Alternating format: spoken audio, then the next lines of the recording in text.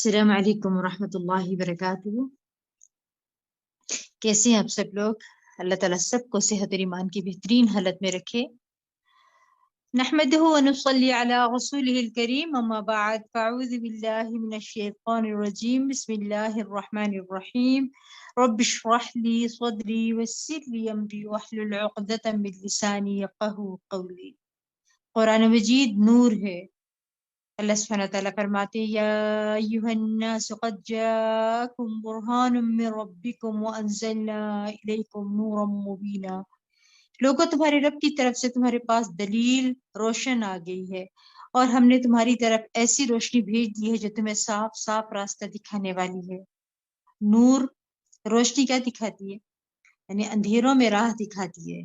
زندگی اندھیروں سے بھری ہوئی ہے، جہالت کی، لا علمی کے. ان میں جب قرآن کا نور آ جاتا ہے تو انسان کو صحیح اور غلط کا فرق پتہ چلتا ہے اور صحیح راستہ معلوم ہوتا ہے. زید بن ارقم رضی اللہ عنہ سے مروی ہے کہ رسول اللہ صلی اللہ علیہ وسلم نے فرمایا آگاہ رہو اے لوگوں، میں ایک انسان ہوں، قریب ہے کہ میرے رب کا بھیجا وہ میرے پاس آئے تو میں اسے قبول کر لوں، اور میں تم میں دو بھاری چیزیں چھوڑے جا رہا ہوں. ان میں سے پہلی اللہ کی کتاب ہے جس میں ہدایت اور نور ہے، تو تم اللہ کی کتاب کو پکڑے رکھو.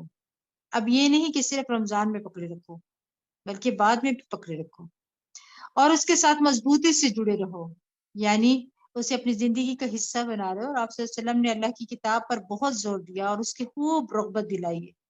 پھر آپ صلی اللہ علیہ وسلم نے فرمایا دوسری چیز میرے اہل بیت ہیں، میں تم لوگوں کو اپنے اہل بیت کے بارے میں اللہ کی یاد دلاتا ہوں، میں تم لوگوں کو اپنے اہل بیت کے بارے میں اللہ کی یاد دلاتا ہوں، میں تم لوگوں کو اپنے اہل بیت کے بارے میں اللہ کی یاد دلاتا ہوں.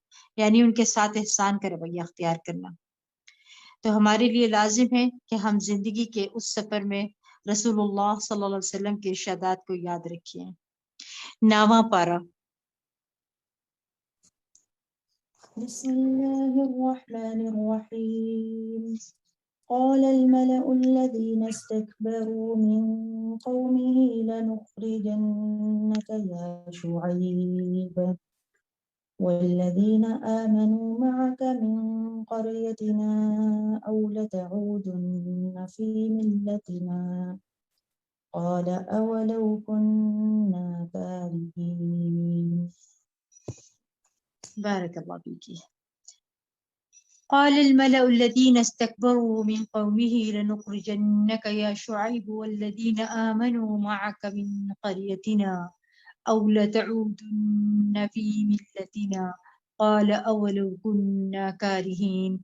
اس قوم کے متکبر سرداروں نے کہا شعیب میں ہم تجھے اور ان لوگوں کو جو تیرے ساتھ ایمان لائے ہیں اپنی بستی سے نکال دیں گے یا پھر تمہیں ہمارے دین میں واپس آنا ہوگا. شعیب علیہ السلام نے کہا خواہ ہم اسے ناپسند کرتے ہوں تو بھی. دیکھیں ہر نبی کی مخالفت اس قوم کی خوشحال طبقے نے کی ہے. اس کی وجہ کیا تھی؟ اس کی وجہ یہ تھی کہ وہ خود کو بڑا سمجھتے تھے. وہ یہ سمجھتے تھے کہ اگر نبوت آنی بھی تھی تو اس کے حقدار ہم زیادہ تھے، ہمارے پاس یہ سب کچھ آنا چاہیے تھا، ہم لوگوں کی رہنمائی کرتے. اب چونکہ نبوت کسی اور کے پاس آ گئی ہے تو ہم اس کی پیروی کرنے والے نہیں. متکبر لوگوں کو طریقہ کار ایک ہی جیسا ہوتا ہے، وہ نہ حق طریقے سے جھگڑا اور بحث کرتے ہیں، اور اگر اس پر بے بس ہو جاتے ہیں تو دھمکیوں پر اتر آتے ہیں.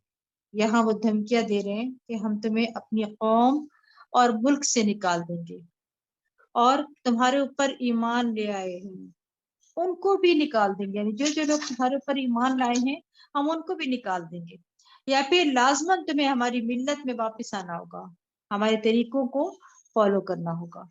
شعیب علیہ السلام نے صرف اتنا ہی کہا کہ قال اولو كنا كارهين، خواہ ہم اسے ناپسند کرتے ہیں تو بھی. کیونکہ اہل ایمان کے لیے نا ایمان کو چھوڑنا، دین کے طریقے کو چھوڑنا انتہائی ناپسندیدہ ہوتا ہے. اور جس شخص کے ایمان کی حلاوت ایک دفعہ نصیب ہو جاتی ہے پھر وہ ایمان کو ترک نہیں کرتا. سیدنا انس رضی اللہ عنہ سے روایت ہے کہ نبی صلی اللہ علیہ وسلم نے فرمایا 3 باتیں جس کسی میں ہوں گی وہ ایمان کی مٹھاس کو پا لے گا. یہ کہ اللہ اور اس کا رسول اس کے نزدیک ہر چیز سے زیادہ محبوب ہوں، اور یہ آدمی جس کسی سے محبت کرے صرف اللہ کے لیے کرے. کفر میں دوبارہ لوٹنے کو اس طرح ناپسند کرے جیسا کہ وہ آگ میں پھینکے جانے کو ناپسند کرتا ہے. یعنی اسلام سے پھر مرتد ہو کر کفر کی طرف جانا اس کے لیے ایسے ہی ہے جیسے جہنم میں جانا ہے۔ پھر اللہ تعالیٰ فرماتے ہیں اگر ہم تمہارے دین میں دوبارہ چلے جائیں تو اس کا مطلب یہ ہوگا کہ ہم نے اللہ پر جھوٹ باندھا تھا، جبکہ اللہ اس سے ہمیں نجات دے چکا ہے۔ ہم سے یہ ممکن نہ ہوگا کہ ہم اس میں دوبارہ چلے جائیں، الا یہ کہ ہمارے پروردگار ہی کی ایسی مشیت ہو۔ ہمارے پروردگار نے علم سے ہر چیز کا احاطہ کر رکھا ہے، ہم اللہ ہی پر بھروسہ کرتے ہیں۔ اے ہمارے پروردگار، ربنا افتح بیننا وبین قومنا بالحق، اے ہمارے پروردگار ہمارے اور ہماری قوم کے درمیان انصاف سے فیصلہ کر دے، اور تو ہی سب سے بہتر فیصلہ کرنے والا ہے۔ یعنی آپ دیکھیں کہ سبحان اللہ، انبیاء کا شرک والا دن کبھی نہیں رہا، نبی بھی اپنے نیک عمل اور ایمان پر کبھی غرور نہیں کرتے۔ ہمیں کبھی بھی یہ نہیں سوچنا چاہیے کہ نیکی کی جس حالت میں پر میں ہوں یا ایمان کے جس درجے پر ہوں اس پر تو مجھے ہمیشگی حاصل ہو گئی، نہیں، یہ اللہ ہی کا فضل ہے، اور اس پر اس وقت تک قائم رہوں گا جب تک اللہ چاہے گا، ٹھیک ہے، کیونکہ اللہ ہی کے فضل سے ہوا ہے، یہ خود تو ہم کچھ نہیں کر سکتے۔ انبیاء اور صالحین ہمیشہ سے یہ جانتے ہیں کہ ان کا دین پر ثابت قدم رہنا اللہ کی مشیت کی وجہ سے، اس میں ان کا اپنا کوئی کمال نہیں ہے۔ آج اگر ہم یہاں آ کر بیٹھے ہیں تو اس میں ہمارا کوئی کمال نہیں ہے، بلکہ ہمارے لیے یہ راستے اللہ سبحانہ تعالیٰ نے آسان کیا اور ہمارے دلوں کو اپنی کتاب کی طرف راغب کیا ہے۔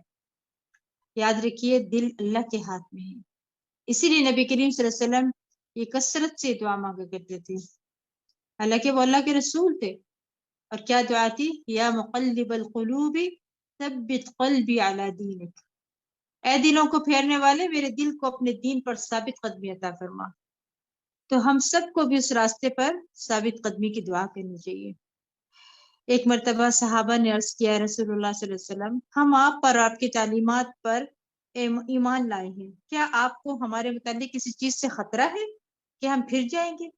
آپ صلی اللہ علیہ وسلم نے فرمایا ہاں، کیونکہ دل اللہ عز و جل کی انگلیوں میں سے دو انگلیوں کے درمیان ہے، وہ جیسے چاہتا ہے اسے بدل دیتا ہے، اس لیے انسان ہدایت پر ہوتے ہوئے بھی ڈرتا رہے، کہیں ایسا نہ ہو کہ کوئی ایسی چیز اس دین سے پھیرنے کا سبب بن جائے۔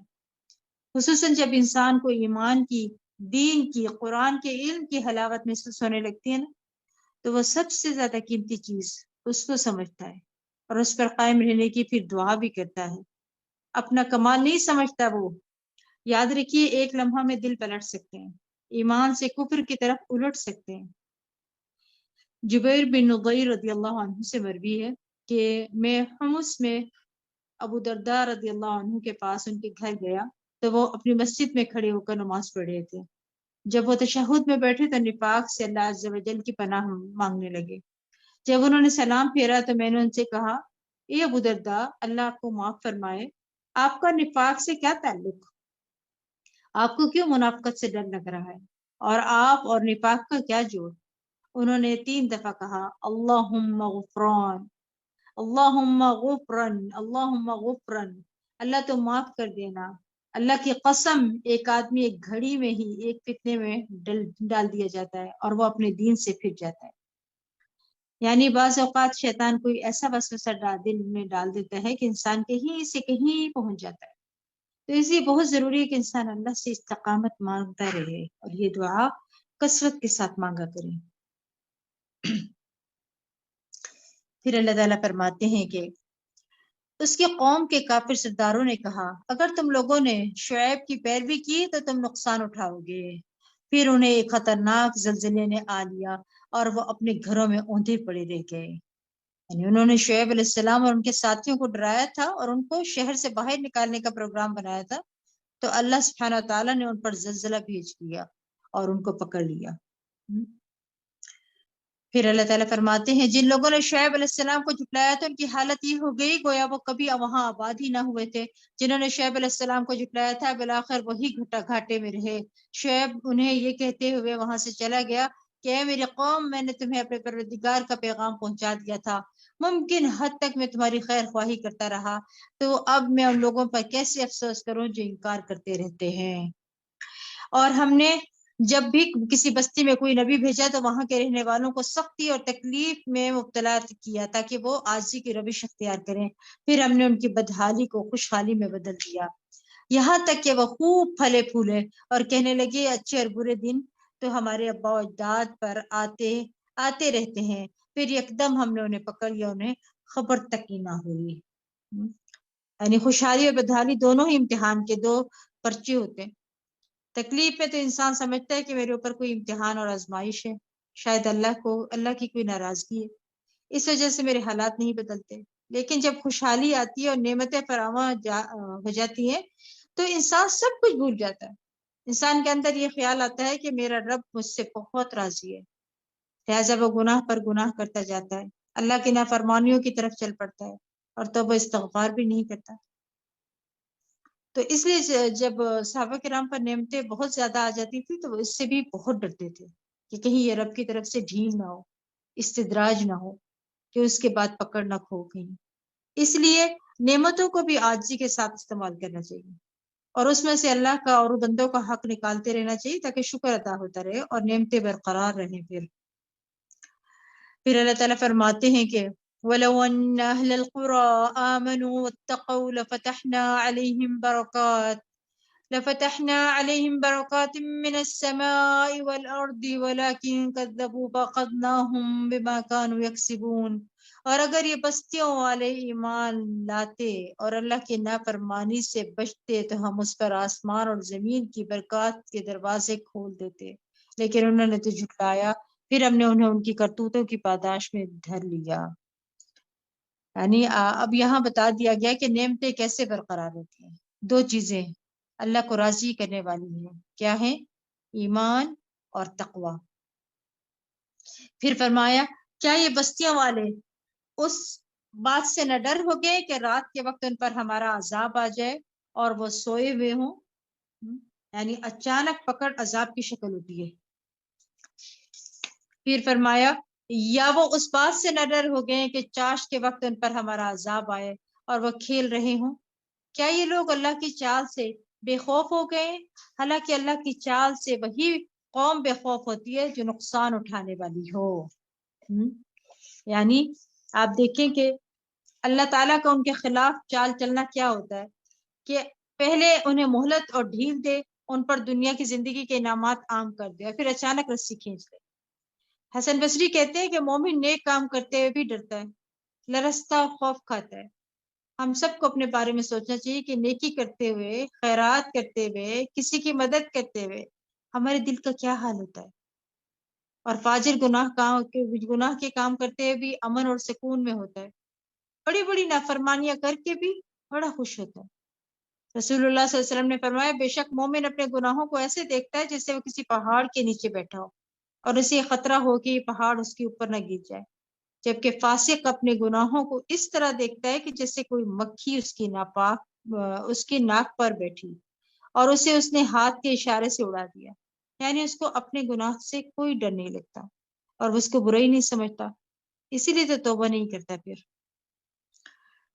پھر اللہ تعالیٰ فرماتے ہیں کہ اولم یہدی للذین یرثون الارض من بعد اہلها، جو لوگ ان بستیوں کے ہلاک ہونے کے بعد زمین کے وارث ہوئے، کیا انہیں یہ رہنمائی نہیں ملی کہ اگر ہم چاہیں تو ان کے گناہوں کے بدلے ان پر بھی مصیبت ڈال سکتے ہیں اور ان کے دلوں پر مہر بھی کر سکتے ہیں کہ وہ سن ہی نہ سکے۔ یہ گناہوں کے دو نتائج بتائے جا رہے ہیں، ان پر مصیبت آئے اور ان کے دل سخت ہو جائے۔ تو اس لیے انسان کو ساتھ ساتھ توبہ کرتے رہنا چاہیے، جہاں پھسلے، جہاں بھٹکے، اللہ سبحانہ تعالیٰ کی طرف فوراً راغب ہونا چاہیے۔ یہ بستیاں ہیں جن کے احوال ہم نے آپ سے بیان کر دیے ہیں، ان کے پاس ان کے رسول واضح دلائل لے کر آئے تھے، مگر جس بات کو وہ پہلے جھٹلا چکے تھے اس پر ایمان لانا انہوں نے مناسب نہ سمجھا۔ اسی طرح اللہ تعالیٰ کافروں کے دلوں پر مہر لگا دیتا ہے، ان میں اکثر لوگ ایسے تھے جن میں ہم نے عہد کا لحاظ نہ پایا اور ان میں سے اکثر کو فاسق ہی پایا۔ ان کے بعد ہم نے موسیٰ علیہ السلام کو اپنے معجزات دے کر فرعون اور اس کے درباریوں کی طرف بھیجا، مگر انہوں نے بھی ہمارے معجزات نا انصافی کی، اور پھر دیکھ لو فساد کرنے والوں کا کیا انجام ہوا۔ یعنی یہاں سے آخر تک جو ہے نا موسیٰ علیہ السلام کا ایک طویل قصہ آئے گا اور اس میں دیکھنے کو کہا گیا ہے فانظروا، یعنی غور کرو، دیکھو جو لوگ زمین میں فساد کرتے ہیں، تکبر کرتے ہیں، اپنے آپ کو بڑا سمجھ کر دوسروں پر ظلم ڈھاتے ہیں، ناانصافیاں کرتے ہیں، بالآخر ایک دن ان کا انجام کیسا ہوتا ہے۔ موسیٰ علیہ السلام نے فرعون سے کہا میں یقیناً اللہ رب العالمین کا رسول ہوں، میرے شایان یہی ہے کہ میں اللہ تعالیٰ کے متعلق وہی بات کروں جو سچی ہو، میں تمہارے پاس تمہارے پروردگار کی طرف سے معجزات لے کر آیا ہوں، لہٰذا بنی اسرائیل کو میرے ساتھ روانہ کر دے۔ فرعون نے کہا اگر تو سچا ہے تو کوئی معجزہ لے کر آیا ہے تو اسے پیش کر۔ چنانچہ موسیٰ علیہ السلام نے اپنا عصا ڈال دیا تو فوراً وہ ہو ایک اژدہا بن گیا، اور بغل سے اپنا ہاتھ نکالا تو وہ دیکھنے والوں کو چمکدار دکھائی دینے لگا۔ فرعون کی قوم کے سرداروں نے کہا یہ تو بڑا ماہر جادوگر ہے، وہ چاہتا ہے کہ تمہیں تمہارے ملک سے نکال دے، اب تم کیا مشورہ دیتے ہو؟ پھر انہوں نے فرعون سے کہا کہ موسیٰ اور اس کے بھائی کے معاملے کے التوا میں رکھو اور شہروں میں اپنے آدمی بھیج دو جو ہر ماہر جادوگر کو اکٹھا کر کے تیرے پاس لے آئیں۔ چنانچہ جادوگر فرعون کے پاس آ گیا اور کہنے لگے اگر ہم غالب رہے تو ہمیں کچھ صلہ بھی ملے گا۔ فرعون نے کہا ہاں، اور میرے دربار میں منصب بھی ملیں گے۔ پھر مقابلے کے وقت جادوگر کہنے لگے موسیٰ تم ڈالتے ہو یا ہم ڈالیں؟ موسیٰ علیہ السلام نے کہا تم ہی ڈالو۔ پھر جب انہوں نے اپنی رسیاں وغیرہ پھینکی تو انہوں نے لوگوں کی آنکھوں پر جادو کر دیا اور انہیں دہشت زدہ کر دیا اور بڑا زبردست جادو بنا لائے۔ ہم نے موسیٰ علیہ السلام کی طرف وحی کی کہ اب تو بھی اپنا عصا ڈال دے۔ عصا کا پھینکنا تھا کہ وہ اژدہا بن کر فوراً ان کے جھوٹے شعبدے کو نگلنے لگا۔ یعنی آپ دیکھیں کہ عصا کا پھینکنا تھا کہ وہ اژدہا بن کر ان کے جھوٹے شعبدے کو نگلنے لگا، اور یہی حکمت نظر آتی ہے نا کہ سارا جادو ختم ہو گیا۔ اچھا یہاں نوٹ کرنے والی بات ہے وہ یہ ہے کہ یہ آیات نوٹ کری کا آیت الاعراف 118، یونس سورۃ یونس 81 اور 82، سورۃ اعراف 118 سے 122، 118 اور 122، اور سورۃ طٰہٰ 69 یعنی 69۔ یہ آیات اگر کسی پر شک ہے نا کہ اس پر جادو ہے تو ایک برتن میں پانی ڈال کر یہ آیات پڑھی جائیں اور مسحور یعنی جس پر جادو کیا گیا اس کے سر پر بہا دیا جائے تو اس کو افاقہ ہو جائے گا انشاءاللہ باذن اللہ۔ پھر اللہ سبحانہ تعالیٰ فرماتے ہیں کہ چنانچہ حقیقت ثابت ہو گئی اور جو کچھ ان جادوگروں نے بنایا تھا وہ ملیا میٹ ہو گیا۔ فرعون اور اس کے ساتھی اس مقابلے میں مغلوب ہوئے اور انہیں نکو بن کر واپس جانا پڑا، اور جادوگر بے اختیار سجدے میں گر پڑے اور کہنے لگے ہم رب العالمین پر ایمان لے آئے جو موسیٰ علیہ السلام اور ہارون علیہ السلام کا پروردگار ہے۔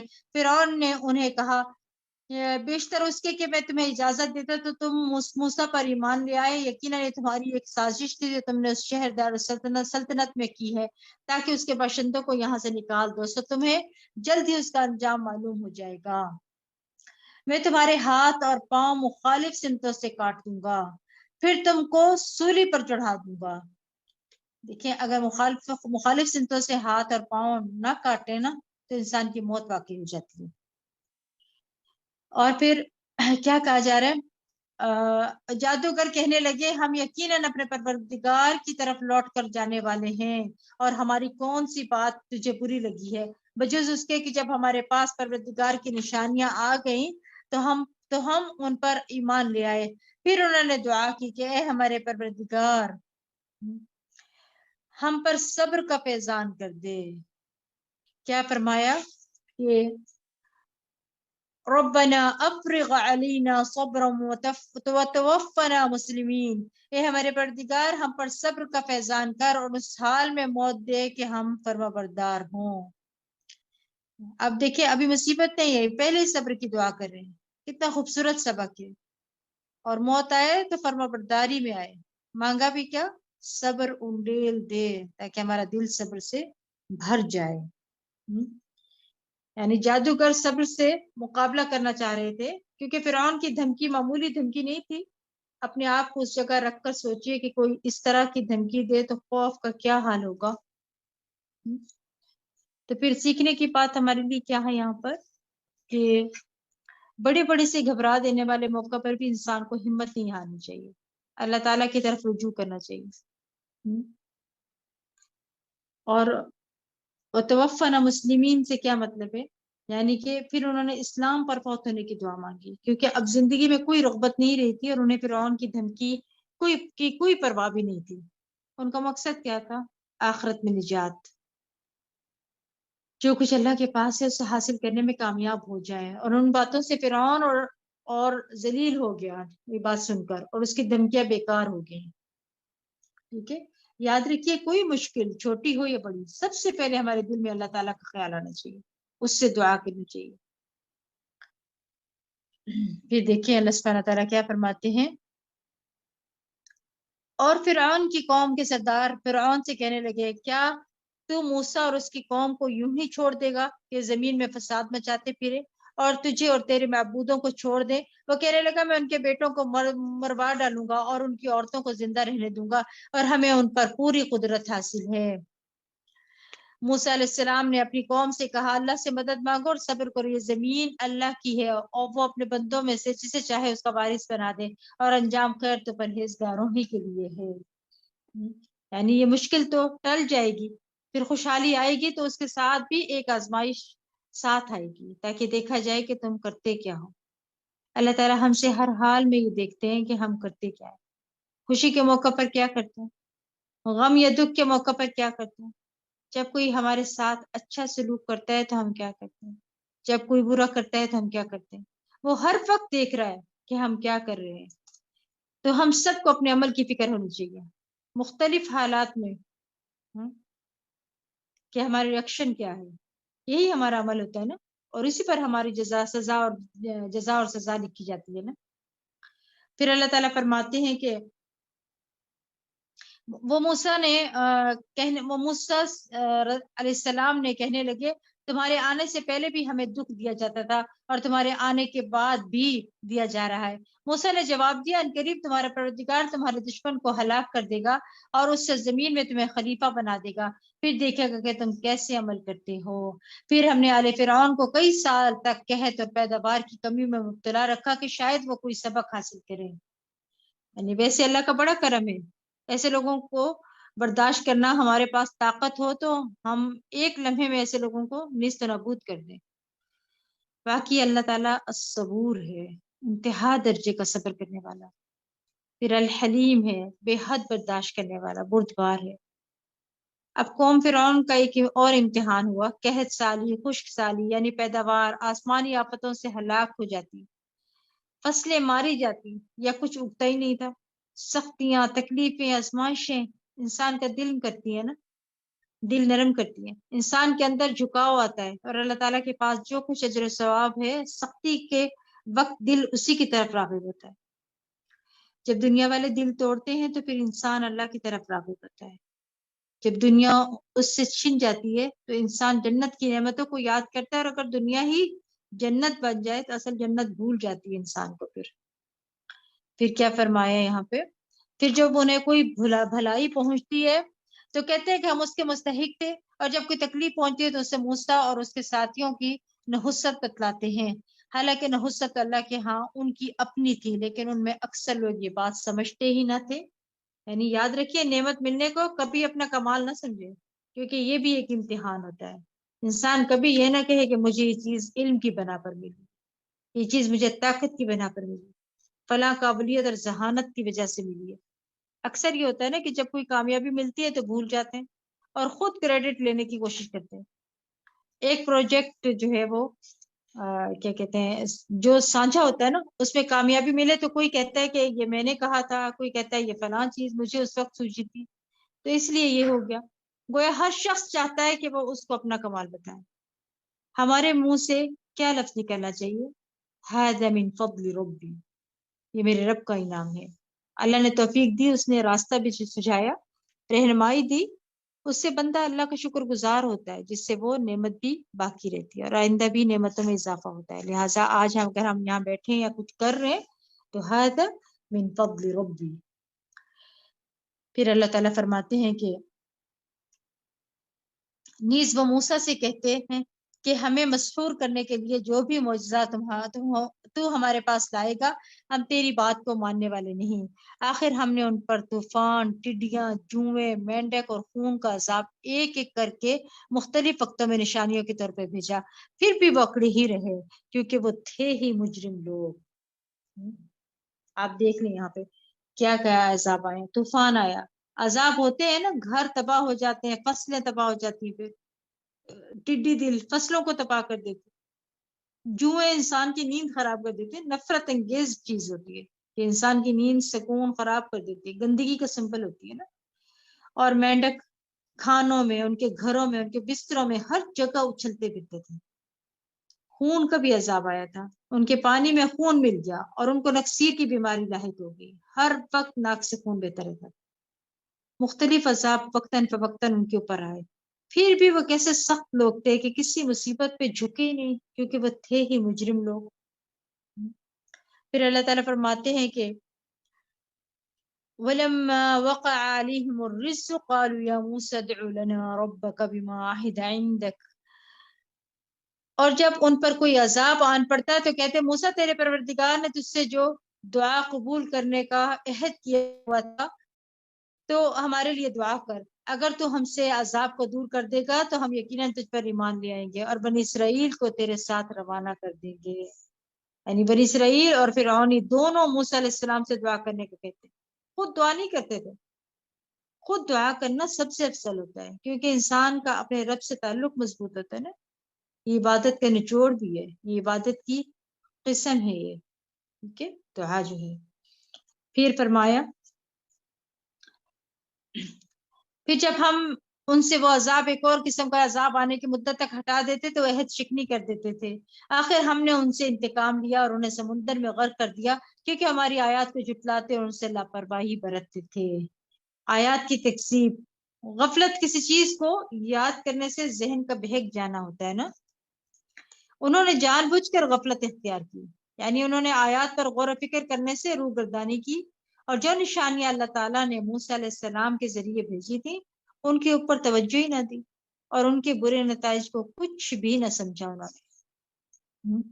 پھر فرمایا پھر ہم نے ان کا وارث ان لوگوں کو بنایا جو کمزور سمجھے جاتے تھے اور اس سرزمین کا بھی وارث بنایا جس کے مشرق اور مغرب میں ہم نے برکت رکھی ہوئی ہے، اور بنی اسرائیل کے حق میں آپ کے پروردگار کا اچھا وعدہ پورا ہو گیا کیونکہ انہوں نے صبر کیا تھا، اور فرعون اور اس کی قوم جو کچھ عمارتیں بناتے اور انگوروں کے باغ بیلوں پر چڑھاتے تھے سب کو ہم نے تباہ کر دیا۔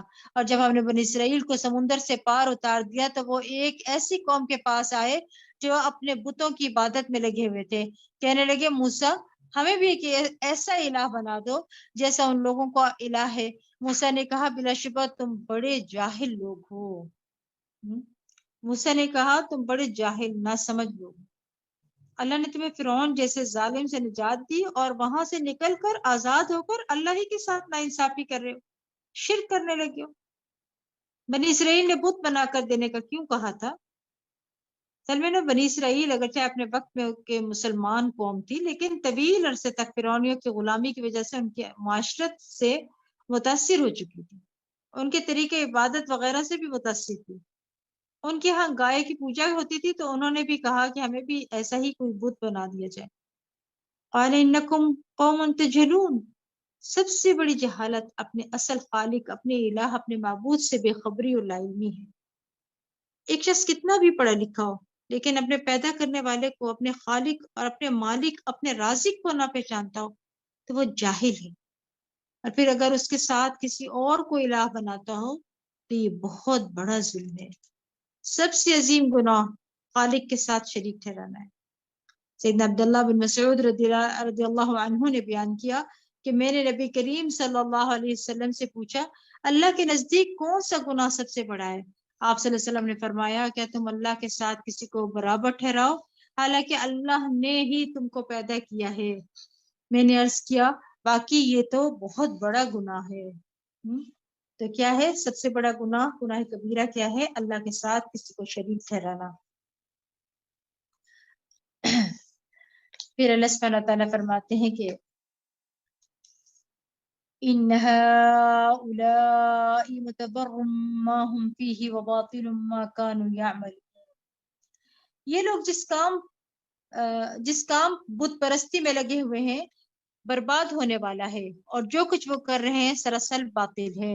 پھر کہا کیا میں اللہ کے علاوہ تمہارے لیے کوئی اور الہ تلاش کروں، حالانکہ اس نے تمہیں تمام اہل علم پر فضیلت بخشی ہوئی ہے. یعنی اللہ کا حق تو سب سے بڑا ہے کہ اس نے سب کچھ دیا ہے، اور بنی اسرائیل اللہ کو چھوڑ کر دوسری چیزوں کی طرف راغب ہو گئے. پھر فرمایا اور اے بنی اسرائیل وہ وقت یاد کرو جب ہم نے تمہیں فرعونیوں سے نجات دی، وہ تمہارے بیٹوں کو مار ڈالتے تھے، تمہاری عورتوں کو زندہ رہنے دیتے تھے، اور اس نے تمہارے لیے تمہارے پروردگار کی طرف سے ایک بڑی آزمائش تھی. اور ہم نے موسیٰ علیہ السلام سے 30 راتوں کا وعدہ کیا، پھر اسے 10 مزید راتوں سے پورا کیا، تو اس کے پروردگار کی مقررہ مدت 40 راتیں پوری ہو گئیں. اور جاتے وقت موسیٰ علیہ السلام نے اپنے بھائی ہارون علیہ السلام سے کہا تم میری قوم میں میرے خلیفہ بنو، اصلاح کرتے رہنا اور فساد کرنے والوں کی راہ پر نہ چلنا. اور جب موسیٰ علیہ السلام ہمارے مقررہ وقت اور جگہ پر آ گیا اور اس سے اس کے پروردگار نے کلام کیا، موسیٰ علیہ السلام نے عرض کیا پروردگار مجھے اپنا آپ دکھلا دیجئے کہ میں ایک نظر تجھے دیکھ سکوں. اللہ تعالیٰ نے فرمایا تو مجھے ہرگز نہ دیکھ سکے گا، البتہ اس پہاڑ کی طرف دیکھ، اگر یہ اپنی جگہ برقرار رہا تو بھی مجھے دیکھ سکے گا. پھر جب اس کے رب نے پہاڑ پر تجلی کی تو اسے ریزہ ریزہ کر دیا، اور موسیٰ علیہ السلام غش کھا کر گر پڑے. تو جب انہیں کچھ فاقہ ہوا تو کہنے لگے تیری ذات پاک ہے، میں تیرے حضور توبہ کرتا ہوں اور میں سب سے پہلے ایمان لانے والا ہوں. یعنی پہاڑ کی چوٹی پر اتنی خاموشی کہ انسان کو اپنے سانس کی آواز آتی ہے. اس جگہ موسیٰ علیہ السلام سے اللہ تعالیٰ نے کلام کیا، بات چیت ہوئی. اللہ کا کلام سن کر دل پگھل جاتے ہیں. کہاں یہ کہ اللہ سے کلام کیا جائے، سبحان اللہ. جس سے محبت ہوتی ہے نا اس کو دیکھنے کا شوق ہوتا ہے. پہاڑ جیسی سخت اور مضبوط چیز بھی اللہ تعالیٰ کا دیدار نہیں کر سکتی، تو انسان تو بڑی کمزور چیز ہے. پہاڑ گر کر ٹوٹ پڑا تو یہ منظر دیکھ کر موسیٰ علیہ السلام بھی بے ہوش ہو گئے. سیدنا انس رضی اللہ عنہ کہتے ہیں کہ آپ صلی اللہ علیہ وسلم نے اس آیت کی تفسیر میں فرمایا چھنگلی کے ایک کنارے برابر تجلی ظاہر ہوئی تھی. موسیٰ علیہ السلام اسی پہاڑ پر تھے. موسیٰ علیہ السلام کی عاجزی تھی، فوراً اپنے رب سے رجوع کیا کہ مجھے ایسا مطالبہ نہیں کرنا چاہیے تھا. بظاہر دیکھا جائے تو اس پہ کوئی غلط بات نہیں تھی کہ انسان کے اندر شوق ہوتا ہے تو اپنے رب سے ہر چیز مانگ لیتا ہے، تو اس سے اس کا دیدار مانگ لیا، لیکن دنیا میں یہ ممکن نہیں ہے. لیکن آخرت میں اللہ تعالیٰ اپنے پیارے بندوں کو جو اس پر ایمان رکھتے ہیں تو اس سے محبت کرتے ہیں، اس کی اطاعت کرتے ہیں، ان کو اپنا دیدار کرائے گا، اور جب کرائے گا تو انہیں ہر نعمت بھول جائے گی. اللہ ہمیں بھی نصیب فرما. اللہ تعالیٰ نے فرمایا موسیٰ میں نے تجھے اپنی رسالت اور ہم کلامی کے لیے تمام لوگوں پر ترجیح دیتے ہوئے تجھے منتخب کر لیا ہے. جو کچھ میں تجھے دوں اس پر عمل پیرا ہو اور میرا شکر گزار بن جا. اور اس کے لیے ہم نے تختیوں میں ہر طرح کی نصیحت اور ہر ایک بات کی تفصیل لکھی ہے، اور حکم دیا اس پر مضبوطی سے عمل کر، اور اپنی قوم کو بھی حکم دو کہ وہ ان پر اچھی طرح عمل کریں. ان قریب میں تمہیں فاسقوں کا گھر دکھلاؤں گا اور اپنی آیتوں سے ان لوگوں کی نگاہیں پھیر دوں گا جو بلا وجہ زمین میں اکڑتے رہتے ہیں. وہ خواہ کوئی بھی نشانی دیکھ لیں اس پر ایمان نہ لائیں گے، اور وہ راہ ہدایت دیکھ لیں تو اسے اختیار نہیں کر سکتے، اور اگر گمراہی کی راہ دیکھ لیں تو اسے فوراً اختیار کر لیں، فوراً ہی اختیار کرتے ہیں. ان کی حالت اس لیے ہے کہ انہوں نے ہماری آیات کو جھٹلا دیا اور ان سے بے پرواہی کرتے رہے. یعنی تکبر ہدایت کے راستے میں رکاوٹ بن جاتا ہے.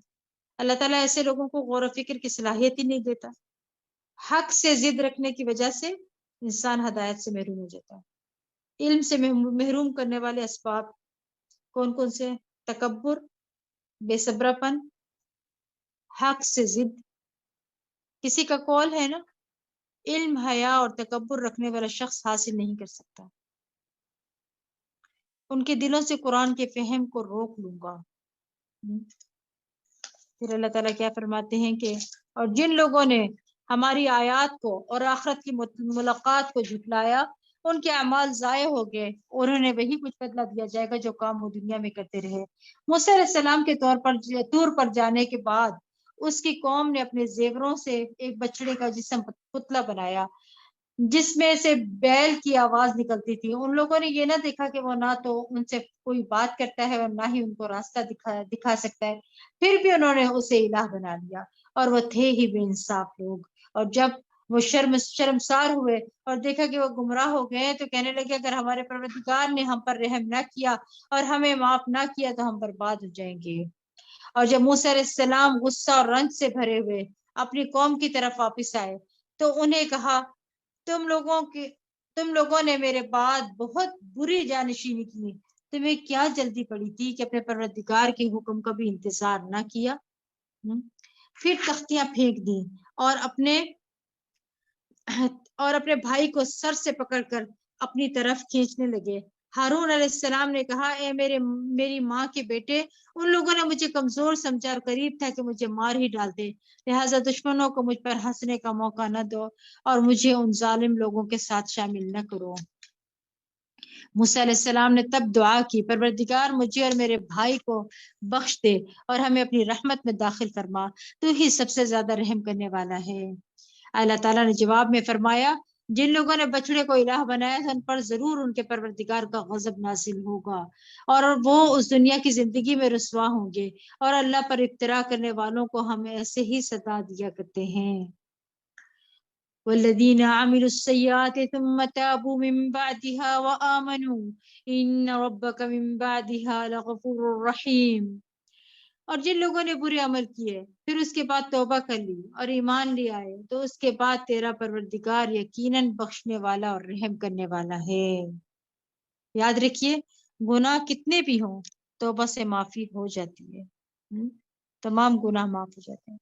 نبی کریم صلی اللہ علیہ وسلم نے فرمایا اگر تم اتنے گناہ کرو کہ آسمان تک پہنچ جائے پھر تم توبہ کرو تو اللہ تم کو معاف کر دے گا، لیکن اس امید پر انسان ڈھیٹ بن کر گناہ نہ کرتا چلا جائے کہ بعد میں معافی مانگ لیں گے، نہیں۔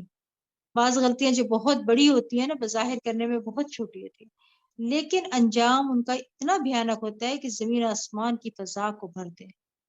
تو کتنی بھی بڑی غلطی ہو جائے اللہ کی طرف رجوع کر کے توبہ فوراً کر لینی چاہیے۔ پھر اللہ تعالیٰ فرماتے ہیں جب موسیٰ علیہ السلام کا غصہ ہوا تو اس نے تختیاں اٹھا لی اور ان کی تحریر کے مطابق ان لوگوں کے لیے ہدایت اور رحمت تھی جو اپنے پروردگار سے ڈرتے ہیں، اور ہماری طے شدہ میعاد کے لیے موسیٰ علیہ السلام نے اپنی قوم سے 70 آدمی چن لیے۔ پھر جب انہیں زلزلے نے آ لیا تو موسیٰ علیہ السلام نے عرض کیا پروردگار اگر تو چاہتا تو اس سے پہلے بھی انہیں اور مجھے بھی ہلاک کر سکتا تھا، کیا تو ہم سب کو اس جرم میں ہلاک کرتا ہے جو ہم میں سے کچھ نادانوں نے کیا تھا؟ یہ تو تیری ایک آزمائش تھی جس سے تو جسے چاہے گمراہ کرتا ہے اور جسے چاہے سیدھی راہ دکھا دیتا ہے، تو ہی ہمارا سرپرست ہے، لہٰذا ہمیں معاف فرما اور ہم پر رحم فرما، اور تو ہی سب سے بڑھ کر معاف کرنے والا ہے، اور ہمارے لیے اس دنیا میں بھی نیکی لکھ دے اور آخرت میں بھی، ہم نے تیری طرف رجوع کر لیا ہے۔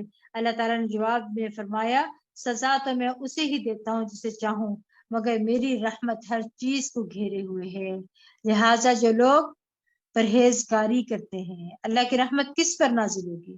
جن میں یہ سب کرنے کی صلاحیت ہوگی۔ کون سی؟ تقوی، زکوٰۃ، آیات پر ایمان، یعنی پرہیزگاری کرتے ہیں، زکوٰۃ دیتے ہیں، ہماری آیات پر ایمان لاتے ہیں۔ اللہم اجعلنا منہم، یہ اللہ تو ہمیں لوگوں میں شامل فرما لے، ان کے لیے میں رحمت ہی لکھوں گا، اللہ تعالیٰ گارنٹی دے رہے ہیں، اللہ ہمیں ان لوگوں میں شامل فرما لے یا رب۔ پھر اللہ تعالیٰ فرماتے ہیں کہ جو لوگ اس رسول کی پیروی کرتے ہیں جو نبی امی ہے جس کا ذکر وہ اپنے ہاں تورات اور انجیل میں لکھا ہوا پاتے ہیں، وہ رسول انہیں نیکی کا حکم دیتا ہے اور برائی سے روکتا ہے، ان کے لیے پاکیزہ چیزوں کو حلال اور گندی چیزوں کو حرام کرتا ہے، ان کے بوجھ ان پر سے اتارتا ہے اور وہ بندشیں کھولتا ہے جن میں جکڑے ہوئے تھے، لہٰذا جو لوگ اس پر ایمان لائے اور اس کی حمایت اور مدد کی اور اس روشنی کی پیروی کی جو اس کے ساتھ نازل کی گئی ہے تو یہی لوگ فلاح پانے والے ہیں۔ آپ کہہ دیجئے لوگوں میں تم سب کی طرف اس اللہ کا رسول ہوں جو آسمان اور زمین کی سلطنت کا مالک ہے، اس کے سوا کوئی الہ نہیں، وہی زندہ کرتا ہے اور مارتا ہے، لہٰذا اللہ اور اس کے رسول نبی امی پر ایمان لے آؤ جو اللہ اور اس کے ارشادات پر ایمان لاتا ہے اور اسی کی پیروی کرو، امید ہے تم راہ راست پالو گے۔ اور موسیٰ کی قوم میں ایک گروہ ایسا بھی ہے جو حق کے مطابق ہدایت کرتے ہیں اور اسی کے مطابق انصاف کرتے ہیں، اور ہم نے بنی اسرائیل کے 12 قبیلوں کو 12 جماعتیں ہی بنا دیا تھا، اور جب موسیٰ سے اس کی قوم نے پانی مانگا تو ہم نے اسے وہی کی اس چٹان پر اپنا عصا مارو، تو اس چٹان سے 12 چشمے پھوٹ پڑے اور ہر قبیلہ نے اپنا اپنا گھاٹ جان لیا۔ نیز ہم نے ان پر بادل کا سایہ کیا اور ان پر من و سلوہ نازل کیا اور فرمایا پاکیزہ چیزیں کھاؤ جو ہم نے تمہیں عطا کی ہیں، اور ان لوگوں نے ہمارا تو کچھ بھی نہ بگاڑا بلکہ خود اپنے آپ پر ہی ظلم کر رہے تھے۔ اب یہاں کیا سمجھ آ رہا ہے کہ لکڑی کا عصا، یہاں پر آتے نا لکڑی کا عصا چٹان پر مارا جائے نا اور اس سے 12 چشمے پھوٹ پڑے، سبحان اللہ، یہ اللہ کا معجزہ ہے نا، اور اللہ کی قدرت تھی۔ جب انہوں نے شکر ادا نہ کیا، فرائض پر عمل نہ کیا، تو ان سے ہر خیر پھر ختم ہو گئی تھی۔ اور جب بنی اسرائیل سے کہا گیا تھا کہ اس بستی میں آباد ہو جاؤ اور جہاں سے جو جی چاہے کھاؤ اور دعا کرتے رہو کہ ہمیں معاف کر دے، دروازے میں سجدہ کرتے ہوئے داخل ہونا تو ہم تمہاری خطائیں معاف کر دیں گے اور اچھے کام کرنے والوں کو زیادہ بھی دیں گے۔ یعنی اللہ کا فضل کیا ہوتا ہے، وہ یہ کہ صرف غلطیاں ہی معاف نہیں کرتا بلکہ انعام بھی ساتھ دیتا ہے۔ پھر اللہ تعالیٰ فرماتے ہیں کہ مگر ان میں سے جو ظالم تھے انہوں نے وہ بات ہی بدل ڈالی جو ان سے کہی گئی تھی، پھر اس کے نتیجے میں ہم نے اس پر آسمان سے عذاب بھیج دیا کیونکہ وہ ظلم کیا کرتے تھے۔ یعنی اللہ تعالیٰ جب اپنے بندے یا بندے پر کوئی انعام فرماتا ہے، یعنی اپنے بندے یا بندی پر، اور وہ شکر ادا نہیں کرتا، پھر وہ اس نعمت کو چھین لیتا ہے، چاہے انسان اس کو پسند کرے یا نہ کرے، چاہے وہ کوئی بھی ہو۔ ہمیں ہر نعمت پر شکر ادا کرنا چاہیے، چاہے وہ ہمارے جسم کے اندر نعمتیں ہیں یا مال اور اولاد ہے یا صحت یا کوئی بھی چیز اللہ نے دی ہے، کوئی بھی راحت، آرام، سہولت ملے، اس پر اللہ کا شکر ادا کرتے چلے جائیں۔ افسوس یہ ہے کہ ہم زیادہ تر وقت مشکلات کے بارے میں سوچتے ہیں اور کم وقت نعمتوں کے بارے میں سوچتے ہیں، حالانکہ مشکلات کے مقابلے میں نعمتیں بہت زیادہ ہیں۔ پھر اللہ تعالیٰ فرماتے ہیں کہ اور ان سے اس بستی کا حال بھی پوچھے جو سمندر کے کنارے واقع تھے، وہ لوگ سب ہفتہ کے دن احکام الہی کی خلاف ورزی کرتے تھے۔ ہفتہ کے دن تو مچھلیاں بلند ہو کر پانی پر ظاہر ہوتی تھی اور ہفتہ کے علاوہ باقی دنوں میں غائب رہتی تھی۔ اسی طرح ہم نے انہیں ان کی نافرمانیوں کی وجہ سے آزمائش میں ڈال رکھا تھا۔ اور وہ وقت بھی یاد کر جب ان میں سے کچھ لوگوں نے دوسروں سے کہا، تم ایسے لوگوں کو کیوں نصیحت کرتے ہو جنہیں اللہ ہلاک کرنے والا یا سخت سزا دینے والا ہے؟ تو انہوں نے جواب دیا، اس لیے کہ ہم تمہارے پروردگار کے ہاں معذرت کر سکے اور اس لیے بھی کہ شاید وہ نافرمانی سے پرہیز کریں۔ پھر جب انہوں نے اس نصیحت کو بالکل ہی فراموش کر دیا جو انہیں کی جا رہی تھی، تو ہم نے ان لوگوں کو بچا لیا جو برائی سے روکتے تھے، اور ان لوگوں کو جو ظالم تھے ان کے نافرمانیوں کی وجہ سے بہت برے عذاب میں پکڑ لیا۔ پھر جب وہ سرکشی کرتے ہوئے وہی کام کرتے رہے جس سے انہیں منع کیا گیا تھا، تو ہم نے انہیں حکم دیا کہ ذلیل و خوار بن جاؤ۔ یعنی خلیل کتنی، مطلب آپ دیکھیں کہ اللہ تعالیٰ کی طرف سے ایک طرح سے سزا آئی تھی نا ان لوگوں کو۔ بنی اسرائیل کی اس بستی میں 3 طرح کے لوگ تھے نا، سمجھ آ رہے ہیں ان آیات سے؟ وہ جو مچھلیاں پکڑتے تھے، نمبر 1 وہ لوگ تھے، 2 جو خود نہیں پکڑتے تھے اور پکڑنے والوں کو منع بھی کرتے تھے، نمبر 3 وہ جو ان سے کنارہ کشتے، یعنی خود نہیں پکڑتے تھے لیکن منع بھی نہیں کرتے تھے۔ بچایا کن لوگوں کو اللہ تعالیٰ نے؟ جو خود نہیں پکڑتے تھے اور دوسروں کو منع کرتے تھے، پکڑتے بھی نہیں تھے لیکن دوسروں کو منع بھی کرتے تھے۔ یہاں سے کیا پتہ چلا؟ برائی سے روکنا اللہ کے عذاب سے عافیت کا سبب بنتا ہے، ورنہ انسان اس میں خود بھی ملوث ہو جاتا ہے اور اللہ کی ناراضگی بھی مول لے لیتا ہے۔ پھر اللہ تعالیٰ فرماتے ہیں کہ اور یاد کرو جب تمہارے پروردگار نے اعلان کیا کہ وہ قیامت کے دن تک بنی اسرائیل پر ایسے لوگ مسلط کرتا رہے گا جو انہیں بدترین عذاب دیتے رہے۔ بلا شبہ آپ کا پروردگار مقررہ وقت آ جانے کے بعد عذاب دینے میں دیر نہیں کرتا، اور بلا شبہ بخشنے والا اور مہربان ہے۔ اور ہم نے انہیں ٹکڑے ٹکڑے کر کے زمین میں کئی گروہوں میں تقسیم کر دیا، ان میں سے کچھ تو نیک لوگ ہیں اور دوسرے ان سے مختلف ہیں، اور ہم انہیں اچھے اور برے حالات سے آزماتے رہے کہ شاید اللہ کی طرف پلٹ آئیں۔ پھر ان کے بعد ناخلف لوگ ان کے جانشین ہوئے جو کتاب کے وارث بن کر اسی دنیا کی زندگی کا مال سمیٹنے لگے اور کہتے یہ تھے کہ ہمیں معاف کر دیا جائے، اور اگر ویسا بھی دنیا کا مال پھر ان کے سامنے آئے تو پھر اسے لے لیتے ہیں۔ کیا ان سے کتاب میں یہ عہد نہیں دیا گیا تھا کہ وہ حق بات کے سوا اللہ سے کوئی بات منسوخ نہ کریں، اور یہ بات وہ پڑھتے بھی رہے جو کتاب میں مذکور تھی، اور آخرت کا گھر تو اللہ سے ڈرنے والوں ہی کے لیے بہتر ہے۔ کیا تمہیں اتنی بھی سمجھ نہیں ہے؟ یعنی پہلے لوگوں کے بعد آنے والے بدترین جانشین تھے، ان کا جرم کیا تھا؟ وہ کتاب کے ذریعے زندگی کا سامان اور مال سمیٹتے رہے۔ اس آیت میں اشارہ ہے اس بات کی طرف کہ انہوں نے غلط فتوے دے کر لوگوں سے مال لیا، رشوتیں لی، اور جو لوگ اللہ کی کتاب کو مضبوطی سے پکڑتے اور نماز قائم کرتے ہیں تو یقیناً ہم ایسے نیک کردار لوگوں کا اجر ضائع نہیں کرتے۔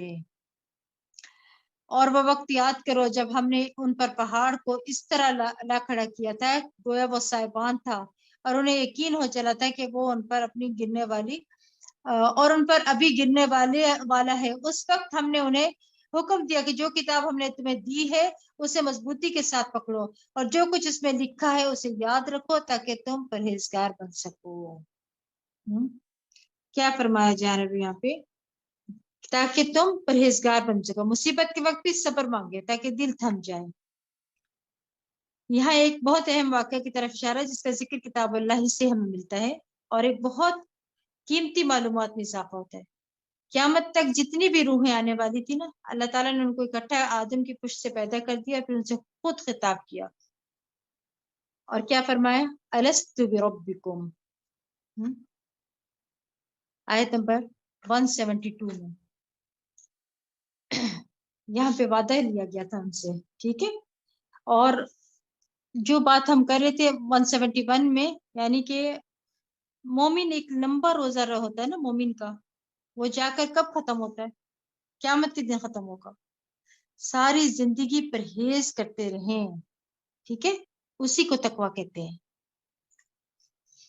پھر اللہ تعالیٰ فرماتے ہیں کہ وقت یاد کرو جب آپ کے پروردگار نے بنی آدم کی پشتوں سے ان کے اولاد کو نکالا، انہوں نے خود اپنے اوپر گواہ بنا کر پوچھا کیا میں تمہارا پروردگار نہیں؟ وہ ارواح کہنے لگی کیوں نہیں، ہمیں شہادت دیتے ہیں، اور یہ اس لیے کیا کہ قیامت کے دن تم نہ کہنے لگو کہ ہم تو اس بات سے بالکل بے خبر تھے، یا یہ کہہ دو کہ شرک تو ہم سے پہلے ہمارے ابا و اجداد نے کیا تھا اور ہم تو ان کے بعد کی اولاد تھے، تو کیا ہمیں اس قصور میں ہلاک کرتا ہے جو غلط کاروں نے کیا تھا۔ ہم اپنی آیات اسی طرح تفصیل سے بیان کرتے ہیں، اور اس لیے کرتے ہیں کہ لوگ راہ راست کی طرف لوٹ آئیں۔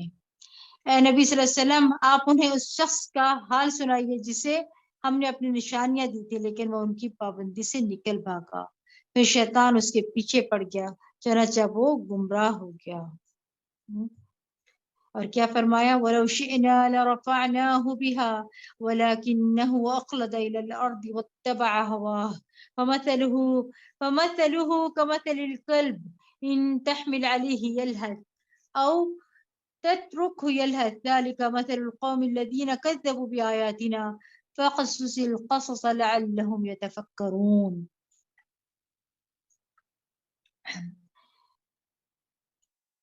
اللہ فرماتے ہیں یہاں پر وَلَوْ شِئْنَا لَرَفَعْنَاهُ، اور اگر ہم چاہتے تو ان نشانیوں سے ان کے درجات کو بلند کر دیتے، مگر وہ تو پستی کی طرف جھک گیا اور اپنی خواہش کے پیچھے لگ گیا۔ ایسے شخص کی مثال کتے کی سی ہے کہ اگر تو اس پر حملہ کرے تو بھی ہانپتا ہے اور نہ کرے تو بھی ہانپتا ہے۔ یہ ان لوگوں کی مثال ہے جنہوں نے ہماری آیات کو جھٹلا دیا۔ آپ ایسے قصے ان سے بیان کرتے رہیے، شاید یہ لوگ کچھ غور و فکر کریں۔ ایسے لوگوں کی مثال بہت بری ہے جنہوں نے ہماری آیات کو جھٹلایا اور خود اپنے آپ ہی پر ظلم کرتے رہے۔ اب یاد رکھیے یہاں پر کیا سمجھایا جائے؟ دین کے علم کی وجہ سے بھی درجات کی بلندی ہوتی ہے۔ دین کے علم کی وجہ سے لوگوں کی دلوں میں جو محبت ہوتی ہے نا وہ بہت خالص ہوتی ہے۔ جبکہ مال کی وجہ سے محبت کرنے والے آپ سے محبت نہیں کرتے، وہ مال سے کر رہے ہوتے ہیں۔ اگر آپ کے پاس مال نہ رہے تو وہ چھٹ جائیں، ادھر ادھر چلے جائیں، پوچھے بھی نہ، کیونکہ اب آپ سے کوئی فائدہ نہیں ہو رہا۔ لیکن علم والا مرتے دم تک فائدہ پہنچا سکتا ہے، اس لیے اس کی قدر میں کمی نہیں ہوتی۔ دنیا کی طرف جھکنا پستی کی طرف جانا ہے۔ اور یہاں کتے کی بات ہو رہی ہے۔ کتا لالچ کا سمبل ہے، ہر چیز کو سونگتا ہے، دنیا کی لالچ میں ہر اس کام کے پیچھے چل پڑتا ہے جس سے دنیا کا فائدہ ہو جائے، دین کا نقصان ہی کیوں نہ ہو، اس کو فرق نہیں پڑتا۔ قطعی کہتے ہیں کہ ہر وہ چیز جو ہانپتی ہے تھک کر یا پیاس کی وجہ سے سوائے کتے کے، اگر وہ تھکا ہوا ہو تو بھی ہانپتا ہے، راحت اور سکون کی حالت میں ہو تو بھی ہانپتا ہے۔ کتا ہر حال میں زبان لٹکاتا ہے، چاہے وہ بھوکا ہو یا پیٹ بھرا ہو، اس کی لالچ کہیں ختم ہونے کو نہیں آتی۔ ہر وہ شخص جو اللہ کی آیات میں جھٹلاتا ہے، اس کے لیے یہ مثال بیان کی گئی ہے یہاں پہ۔ وہ کہتے ہیں کہ اگر آپ اس کو واز کریں تو بھی گمراہی میں پڑا رہتا ہے، کرنا چھوڑ دے تو بھی وہ دنیا کے پیچھے بھاگتا رہتا ہے۔ وہ مجلس میں ہو، وہ تنہائی میں ہو، اس کی سوچیں، اس کی چاہت صرف دنیا کی گھوم رہی ہوتی ہے۔ اللہ کے دین کا انکار اللہ کو کوئی نقصان نہیں دیتا۔ اگر ہم اس کی بات نہیں مانتے تب بھی وہ قابل تعریف ہے۔ زمین و آسمان کی ہر چیز اس کی تعریف بیان کر رہی ہے، اس کو کوئی فرق نہیں پڑتا۔ لیکن اتنے بڑے خزانے کا انکار کرنے والے خود محروم رہ جاتے ہیں۔ پھر اللہ کے اچھے اچھے نام ہیں، انہی ناموں سے اسے پکارا کرو اور انہیں چھوڑو جو اس کے ناموں میں کجروی کرتے ہیں۔ جو کچھ وہ کرتے ہیں جلد ہی انہیں اس کا بدلہ دے دیا جائے گا۔ اچھا، یہاں پر آ رہا ہے نا 179 میں کیا فرمایا جا رہا ہے؟ بہت سے ایسے جن اور انسان ہیں جنہیں ہم نے جہنم کے لیے ہی پیدا کیا ہے، ان کے دل تو ہیں مگر ان سے حق کو سمجھتے نہیں، اور آنکھیں ہیں لیکن ان سے دیکھتے نہیں، اور کان ہیں لیکن ان سے سنتے نہیں۔ ایسے لوگ چوپایوں کی طرح ہیں، بلکہ ان سے بھی گئے گزرے، اور یہی لوگ غفلت میں پڑے ہوئے۔ استغفر اللہ۔ کیا فرمایا جا رہا؟ ان کے دل تو ہے مگر اس سے حق کو نہیں سمجھتے، آنکھیں ہیں مگر کائنات کی نشانیوں سے اپنے رب کو نہیں پہچانتے، کان ہیں مگر سچ بات اللہ کا کلام سننے کی انہیں توفیق ہی نہیں، غافل اس لیے کہ وہ اجر و ثواب کی طرف ہدایت نہیں پاتے، اور جانور اس لیے کہ ان کا مقصد صرف کھانا پینا ہے، بلکہ ان سے بھی زیادہ بہکے ہوئے ہیں، کیونکہ جانور بھی اپنا فائدہ نقصان دیکھ لیتے ہیں اور اپنے مالک کی پیروی کرتے ہیں، لیکن ان سے بھی بدتر ہو گئے۔ یہاں دراصل ان لوگوں کو ڈانٹا جا رہا ہے جو عقل و سمجھ، آنکھیں کان نگاہیں رکھتے ہوئے حق کو نہیں پا سکتے، ان کو حق کے لیے استعمال ہی نہیں کرتے، ان اعضاء کو خواہشات کی پیروی کے لیے استعمال کرتے رہتے ہیں۔ پھر جو آگے اللہ تعالیٰ فرما رہے ہیں نا، اللہ کے اچھے اچھے نام ہیں، انہی ناموں سے اسے پکارو اور انہیں چھوڑو جو اس کے ناموں میں کجروی کرتے ہیں، جو کچھ وہ کرتے ہیں جلد ہی انہیں اس کا بدلہ مل جائے گا۔ اللہ نے اپنے ناموں کو اچھا نام کہا ہے کیونکہ سننے میں اچھے لگتے ہیں نا، دلوں کو بھی اچھے لگتے ہیں۔ کبھی اب بولا ہے رحمان، عبد الرحمان، کتنا پیارا لگتا ہے نا، عبداللہ، بولنے بھی اچھے لگتے ہیں، معنی بھی بہت اچھا ہے، اس کا فائدہ بھی بہت اچھا ہے، اس کے ساتھ اس کو پکارو۔ مانگی جانے والی چیز کی مناسبت سے اللہ کو پکارنا چاہیے، اللہ کے اس نام کا ذکر کر کے وہ چیز مانگنی چاہیے جو آپ کی ضرورت ہے، جیسے اے رحیم تو رحم فرما، اے فیصلہ کرنے والے تو میرے لیے فیصلہ کر دے، اے رحمان تو مجھ پر رحمت فرما، اے رزاق تو مجھے رزق وافر عطا فرما۔ اگر کوئی رستے بند ہو گئے ہوں تو اے فتاح، فتاح ہونا چاہیے، اے فتاح تو میرے لیے خیر کے راستے کھول دے۔ اس نام اور کام کی مناسبت سے اگر اللہ کا نام لے کر پکارے تو انشاءاللہ دعائیں قبول ہوں گی۔ رسول اللہ صلی اللہ علیہ وسلم نے فرمایا اللہ کے 99 نام ہیں، 99 نام ہیں، یعنی ایک کم 100، جو شخص ان سب کو محفوظ رکھے گا وہ جنت میں جائے گا۔ احصاها کا لفظ آیا ہے نا، یعنی جو ان کو اچھے طریقے سے پڑھے گا اور ادا کرنے کی قدرت رکھے گا، اس کے ساتھ ساتھ اللہ کی حدود کی حفاظت کرے گا، ان کے معنی کو سمجھے گا، ان پر ایمان لے آئے گا، تو اس کے لیے جنت میں جانے کا ذریعہ ہے۔ اور جو اللہ کے ناموں میں الحاد کرے، قرآن و سنت میں موجود اللہ تعالیٰ کے ناموں کو چھوڑ کر خود ساختہ نام بنا لے، یہ الحاد ہوتا ہے۔ جو لوگ الحاد کرتے ہیں ان کو سزا بھی بتائی گئی ہے کہ اب آپ انہیں چھوڑ دیں، ان کے پیچھے نہ چلیں، ان قریب وہ اپنے کیے کا بدلہ بھی پائیں گے۔ پھر فرمایا اور ہماری مخلوق میں سے ایک گروہ بھی ہے جو حق کی طرف رہنمائی کرتے ہیں اور اسی کے مطابق انصاف کرتے ہیں، اور جن لوگوں نے ہماری آیات کو جھٹلایا انہیں ہم اس طرح بتدریج تباہی کی طرف لے جائیں گے کہ انہیں خبر تک نہ ہوگی۔ استدراج کل بھی کہتے ہیں کہ اس کا مطلب ہے کہ شیطان ان کے لیے اعمال مزین کر دیتا ہے اور ان کو پھر ہلاکت تک پہنچا دیتا ہے۔ ضحاک کہتے ہیں کہ استدراج کا مطلب ہے جب وہ کوئی نئی نافرمانی کرتے ہیں تو ہم ان کو کوئی نئی نعمت دے دیتے ہیں، ڈھیل دے دیتے ہیں۔ سفیان سوری کہتے ہیں کہ اس کا مطلب ہے ہم ان کو نعمتوں میں فراخی اور وسعت عطا کرتے ہیں اور انہیں شکر ادا کرنا جو ہے نا بھلا بھلا دیتے ہیں پھر ان کو۔ تو جو لوگ آیات کا انکار کریں، اللہ کا انکار کریں، اس کے دین، اس کی کتاب کا انکار کریں، پھر اللہ سبحانہ تعالیٰ ان کو اپنا آپ بھی بھلوا دیتا ہے، استغفر اللہ، پھر ان کو اپنا رب بھی یاد نہیں رہتا۔ اللہ تعالیٰ ہم سب کو محفوظ رکھے یا رب آمین۔ اور جن لوگوں نے ہماری آیات کو جھٹلایا انہیں ہم اس طرح بتدریج تباہی کی طرف لے جائیں گے کہ انہیں خبر تک نہ ہو سکے گی، اور میں انہیں ڈھیل دے رہا ہوں، یقیناً میری تدبیر کا کوئی توڑ نہیں۔ کیا انہوں نے کبھی نہیں سوچا کہ ان کے ساتھی محمد صلی اللہ علیہ وسلم کو کوئی جنون ہے نہیں، وہ تو محض ایک کھلے ڈرانے والے ہیں؟ اور کیا انہوں نے آسمان اور زمین کی حکومت اور جو چیز بھی اللہ نے پیدا کی ان میں بھی کبھی غور نہیں کیا؟ اور کیا یہ بھی نہیں سوچا کہ شاید ان کی زندگی کی مدت قریب آ لگی ہو، ختم ہو رہی ہے، تو پھر پیغمبر کی اس تنبیہ کے بعد اور کون سی بات ہوگی جس پر یہ ایمان لائیں گے؟ جسے اللہ گمراہ کرے اسے کوئی ہدایت دینے والا نہیں، اور وہ انہیں ان کی سرکشی میں چھوڑ رہا ہے کہ سر ٹکراتے پھریں۔ لوگ آپ سے پوچھتے ہیں کہ قیامت کب قائم ہوگی؟ آپ ان سے کہیے بات میرا پروردگار ہی جانتا ہے، وہی اسے اس کے وقت پر ظاہر کرے گا، اور یہ آسمان اور زمین کا بڑا بھاری حادثہ ہوگا جو یکدم تم پر آن پڑے گا۔ لوگ آپ سے تو یوں پوچھتے ہیں کہ جیسے آپ ہر وقت اس کی ٹو میں لگے ہوئے ہیں۔ ان سے کہیے کہ اس کا علم اللہ ہی کو ہے، مگر اکثر لوگ اس حقیقت کو نہیں جانتے۔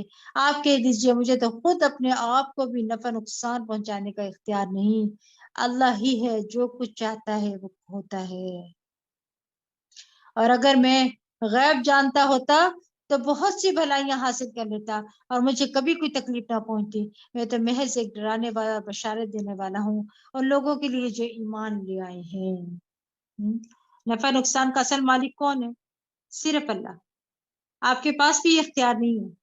آپ صلی اللہ علیہ وسلم نے بھی وہی نفع انسانوں کو پہنچایا جو اللہ نے ان کو دیا تھا، لیکن نفع نقصان کا مالک صرف اللہ تعالیٰ ہے۔ بندوں کو بھی ہے، بندوں سے جو نفع پہنچتا ہے نا اس کا بھی اللہ اذن دے تو پھر پہنچتا ہے۔ پھر فرمایا وہی تو ہے جس نے تمہیں ایک جان سے پیدا کیا اور اس سے اس کی بیوی بنائی تاکہ اس کے ہاں سکون حاصل کر سکے۔ پھر جب کسی مرد نے اپنی بیوی سے صحبت کی تو اسے ہلکا سا حمل ہو گیا جس کے ساتھ وہ چلتی پھرتی رہی۔ پھر جب وہ بوجھل ہوگی تو دونوں اپنے پروردگار سے دعا کرنے لگے کہ اگر تو ہمیں تندرست بچہ عطا کرے تو ہم یقیناً شکر کرنے والوں میں سے ہو جائیں گے۔ آپ دیکھیں یہاں پر ایک عورت کا زندگی میں اہم ترین رول شوہر کے لیے کیا ہے؟ باعث سکون ہونا۔ یہ اس کی بہت بڑی عبادت ہے تاکہ شوہر باہر کے بڑے بڑے کام کر سکے۔ باہر کی دنیا کے چیلنجز بہت بڑے ہوتے ہیں، اس لیے گھر کے اندر سکون چاہیے ہوتا ہے، لیکن ہم اپنے ہی کاموں کو بہت بڑا سمجھتے ہیں۔ اس کا مطلب یہ نہیں کہ بیوی کو سکون نہیں چاہیے، اس کی طلب نہیں ہونی چاہیے، یہ تو دو طرفہ ہی ہوتا ہے نا، لیکن گھر کو پرسکون کرنے میں بیوی کا رول مرد سے زیادہ ہے۔ مرد تو مہمان کی طرح سارا دن کام کر کے آتا ہے، رات گزار کر پھر صبح کام پر چل پڑتا ہے، اس لیے گھر کی ذمہ داری اور سکون کو برقرار رکھنا عورت کی ذمہ داری ہے۔ تو اسے اس طرف متوجہ کیا گیا ہے کہ اللہ نے تمہیں سکون کے لیے پیدا کیا ہے، اور یہ فطری چیز ہے نا، دو طرفہ ہی ہوتی ہے۔ پھر آپ دیکھیے کہ پھر جب اللہ نے انہیں تندرست لڑکا دے دیا تو وہ اللہ کی بخشش میں دوسروں کو شریک بنانے لگے۔ اللہ ایسی چیزوں سے بلند تر ہے جو یہ لوگ شریک ٹھہراتے ہیں. کیا وہ ایسی چیزوں کو شریک ٹھہراتے ہیں جن کا کسی چیز کو پیدا کرنا درکنار، وہ تو خود پیدا کیے جاتے ہیں. یعنی اگر انسان کو ہی شریک ٹھہراتے ہیں تو انسان تو خود پیدا کیا جاتا ہے، تو وہ اللہ کے برابر کیسے ہو سکتا ہے؟ بنانے والا اور بننے والا ایک تھوڑی ہوتے ہیں. پھر کیا فرمایا کہ وہ نہ تو اللہ کی وہ نہ تو ان کی مدد کر سکتے اور نہ ہی اپنی مدد کر سکتے ہیں. وہ کسی کی بھی مدد نہیں کر سکتے. یعنی جن ہستیوں کو بھی، جن چیزوں کو بھی، جن لکڑیوں یا پتھروں کے بنائے ہوئے بتوں کو بھی لوگ حاجت روا، مشکل کشا سمجھتے ہیں، تو یہ دراصل اپنے آپ کو ہی دھوکہ دے رہے ہیں. کوئی کسی کی مدد ہی نہیں کر سکتا، غائبانہ طور پر وہ بھی اللہ ہی کرتا ہے. ٹھیک ہے. پھر کیا فرمایا وَإِن تَدْعُوهُمْ إِلَى الْهُدَى لَا يَتَّبِعُوكُمْ، اگر تم انہیں راہ راست کی طرف بلاؤ تو تمہاری پیروی نہیں کریں گے. تم انہیں بلاؤ یا خاموش رہو، تمہارے لیے ایک ہی بات ہے. جن لوگوں کو تم اللہ کے سوا پکارتے ہو وہ تو تمہاری ہی طرح کے بندے ہیں. اگر تم اپنے دعویٰ میں سچے ہو تو ضروری ہے کہ جب تم انہیں پکارو تو وہ تمہیں اس کا جواب دیں. کیا ان کے پاؤں ہیں جن سے وہ چلتے ہیں، یا ان کے ہاتھ ہیں جن سے پکڑتے ہیں، یا ان کی آنکھیں ہیں جن سے دیکھتے ہو، یا ان کے کان ہیں جن سے سنتے ہو؟ آپ ان سے کہیے کہ اپنے سارے شریکوں کو بلاؤ اور میرا جو کچھ بگاڑ سکتے ہو بگاڑو اور مجھے مہلت بھی نہ دو. یہاں پر کیا فرمایا جا رہا ہے؟ یہاں پر اللہ تعالیٰ ہاتھ، پاؤں، آنکھوں، کانوں کا بطور خاص ذکر کیا ہے، کیونکہ یہ ہدایت حاصل کرنے کے خاص ذرائع ہے نا، علم کے حصول کے لیے، کوشش کرنے کے لیے، دوسروں کی مدد کے لیے. تو اس لیے کہا گیا کہ غیر اللہ کے پاس تو یہ سارے ذرائع ہی نہیں ہے، تو وہ تمہاری کیسی، کہاں سے مدد کریں گے؟ پھر اللہ فرماتے ہیں میرا تو سرپرست وہ اللہ ہے جس نے یہ کتاب نازل کی ہے، اور وہی نیک آدمیوں کی سرپرستی فرماتا ہے. اور جنہیں تم اللہ کے سوا پکارتے وہ تمہاری مدد کیا کریں گے؟ وہ تو اپنی مدد بھی نہیں کر سکتے، بلکہ اگر تم انہیں ہدایت کی طرف بلاؤ تو وہ تمہاری بات سن بھی نہیں سکتے. تمہیں ایسا نظر آتا ہے کہ وہ تمہاری طرف تک رہے ہیں، حالانکہ پھر باقی کچھ بھی نہیں دیکھتے. اے نبی، درگزر کرنے کا رویہ اختیار کیجیے، معروف کاموں کا حکم دیجیے اور جاہلوں سے کنارہ کیجیے. کیا سمجھ آ رہی ہے یہاں پہ؟ ہمارے دین نے ہمیں کیا سکھایا؟ جاہلوں سے کنارہ کشی اختیار کریں. یہاں اس کا تعلق ہے خذ العفو وامر بالعرف سے کیوں کیا ہے یہاں پہ؟ کیونکہ جب انسان نیکی کا کام کرنے جاتا ہے نا، کسی کو برائی سے روکتا ہے، کوئی نیکی کی تعلیم دیتا ہے، تو لوگ اس سے الجھ پڑتے ہیں اور وہ جانتے ہی نہیں کہ آپ کیا چاہتے ہیں. ہم میں سے اکثر لوگوں کو اس کا اتفاق ہوا ہوگا کہ گھر میں کوئی اچھی بات کی یا کسی گیدرنگ میں کی یا خاص طور پہ کسی موقع پر کی تو کوئی نہ کوئی پیچھے پڑ گیا کہ اپنے گھر کو دیکھو، اپنے آپ کو دیکھو، ابھی ہم کہاں اس قابل ہوئے. تو یہاں پر پہلے فرما دیا خود العفو، جو کچھ کہے گا اسے معاف کرتے جانا ہے، پیچھے نہیں پڑنا اور نیکی کا کام بتاتے رہے.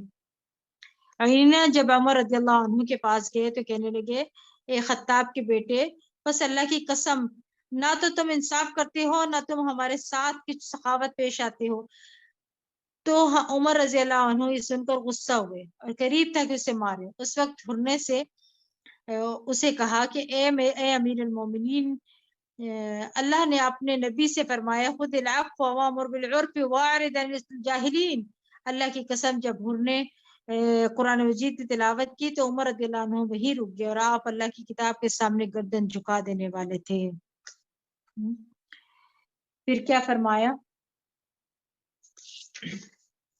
اور اگر کبھی شیطان آپ کو اکسائے تو اللہ سے پناہ مانگی، وہ سب کچھ سننے والا اور جاننے والا ہے. یعنی حق کے بارے میں، دین کے بارے میں، نبی صلی اللہ علیہ وسلم کے بارے میں دل میں کوئی وسوسہ پیدا ہو جائے تو شک میں نہ رہو، نافرمانی نہ کرو، غصہ نہ کرو، اریٹیٹ نہ ہو. جب یہ چیزیں ظاہر ہوں تو شیطان کے شر سے پناہ مانگو، شیطانی نزاع سے ہو. ٹھیک ہے.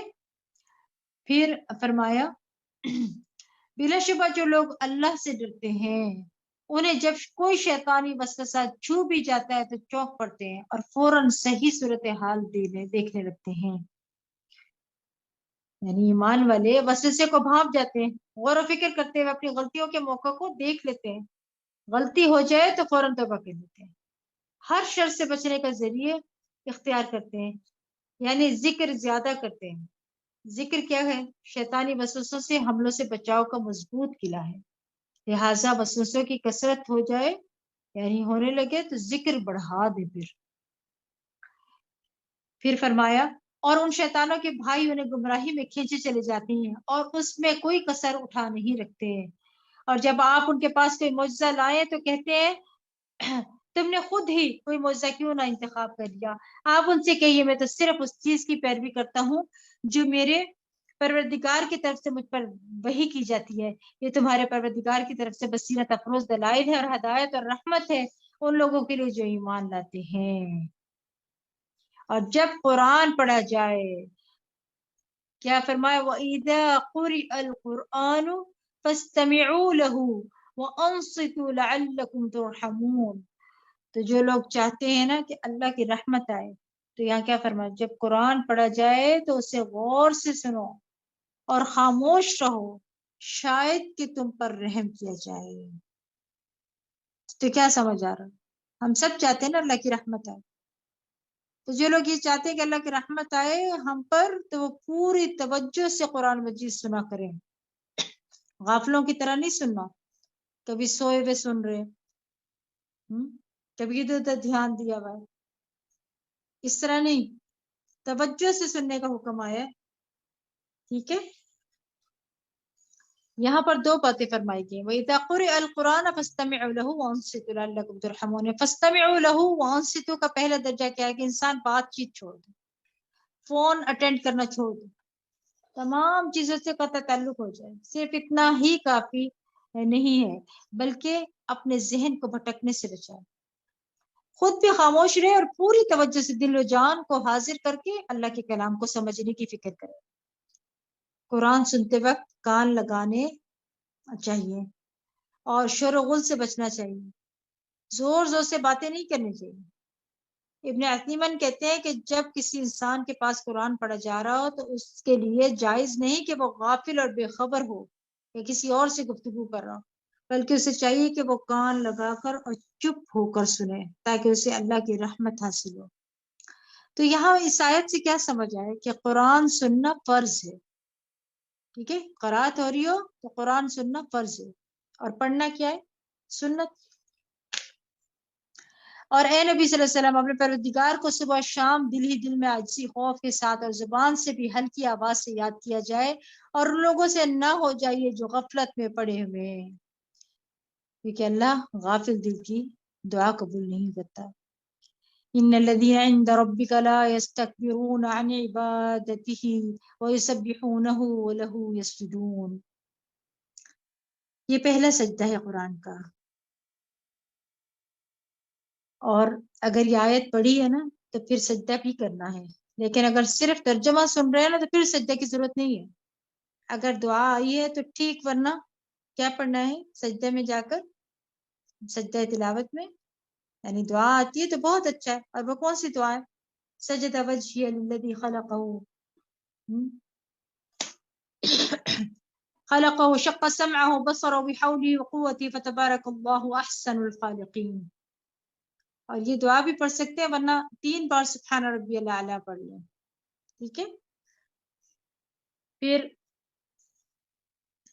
اور یہ جو سجدہ ہے نا سجدہ تلاوت یہ سنت ہے،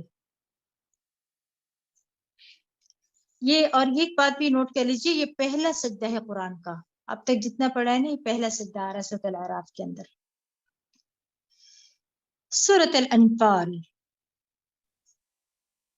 بسم الله الرحمن الرحيم يسألونك عن الأنفال قل الأنفال لله والرسول فاتقوا الله وأصلحوا ذات بينكم وأطيعوا الله ورسوله إن كنتم مؤمنين۔ بارک اللہ فیک۔ سورۃ الانفال جنگ بدر کے بارے میں ہے، انفال سے مراد غنائم ہے. یہ پہلی جنگ تھی جو مسلمانوں نے فی سبیل اللہ لڑی تھی. اس دن کو یوم الفرقان کہا گیا کیونکہ اس دن فیصلہ ہو گیا تھا کہ اب کامیاب کون ہوگا، آئندہ کون آگے بڑھے گا. مسلمان صرف 313 تھے جبکہ دشمن 1000 کی تعداد میں تھا. مسلمانوں کے پاس 1 یا 2 گھوڑے تھے، دشمنوں کے پاس 300 گھوڑے تھے. بظاہر کوئی تناسب نظر نہیں آتا تھا. دشمن کا پلڑا بہت بھاری تھا لیکن مسلمانوں کو بہت بڑی فتح حاصل ہوئی. اور جب فتح حاصل ہوئی تو مال غنیمت آیا تو آپس میں تھوڑی بہت کشمکش بھی ہوئی. نوجوان کہتے تھے کہ ہم نے آگے جا کے جنگ کی تو ہمیں زیادہ حصہ ملنا چاہیے. بزرگ کہتے تھے کہ ہم نے پیچھے سے تمہارا دفاع کیا ہے، ہمیں زیادہ ملنا چاہیے. تو یہاں پر اب آیات سے دیکھتے ہیں. بسم اللہ الرحمن الرحیم. یسألونک عن الانفال قل الانفال للہ والرسول فاتقوا اللہ واصلحوا ذات بینکم واطیعوا اللہ ورسولہ ان کنتم مؤمنین. شروع اللہ کے نام سے جو بڑا مہربان نہایت رحم کرنے والا ہے. لوگ آپ سے انفال اموال زائدہ کے متعلق پوچھتے ہیں. آپ ان سے کہیے کہ اموال زائدہ اللہ اور اس کے رسول کے لیے ہیں. بس تم لوگ اللہ سے ڈرتے رہو اور اپنے باہمی تعلقات درست رکھو اور اللہ اور اس کے رسول کی اطاعت کرو اگر تم مومن ہو. اس سے پہلے دور جاہلیت میں کوئی طریقے نہیں تھا. جو طاقتور ہوتا تھا وہ سب کچھ لے جاتا تھا. صحابہ سے کہا جا رہا ہے کہ جنگ تم نے اللہ کے لیے کی ہے، انفال کے لیے تو نہیں کی. غنائم کو ایک طرف رکھو اور اپنے تعلقات اچھے کرو کیونکہ یہ باہم جڑنا مضبوطی کی علامت ہوتی ہے. اور تم مضبوط ہوگے، طاقتور ہوگے تو آئندہ دشمن کا مقابلہ کر سکو گے. رسول اللہ صلی اللہ علیہ وسلم نے فرمایا ابن آدم نے کوئی ایسا عمل نہیں کیا جو نماز آپس میں صلح کروانے اور اچھے اخلاق سے بہتر ہو. اللہ کی عبادت اور بندوں کے ساتھ اچھے تعلقات اور اچھا اخلاق اعلیٰ درجات والے لوگوں کا کام ہے.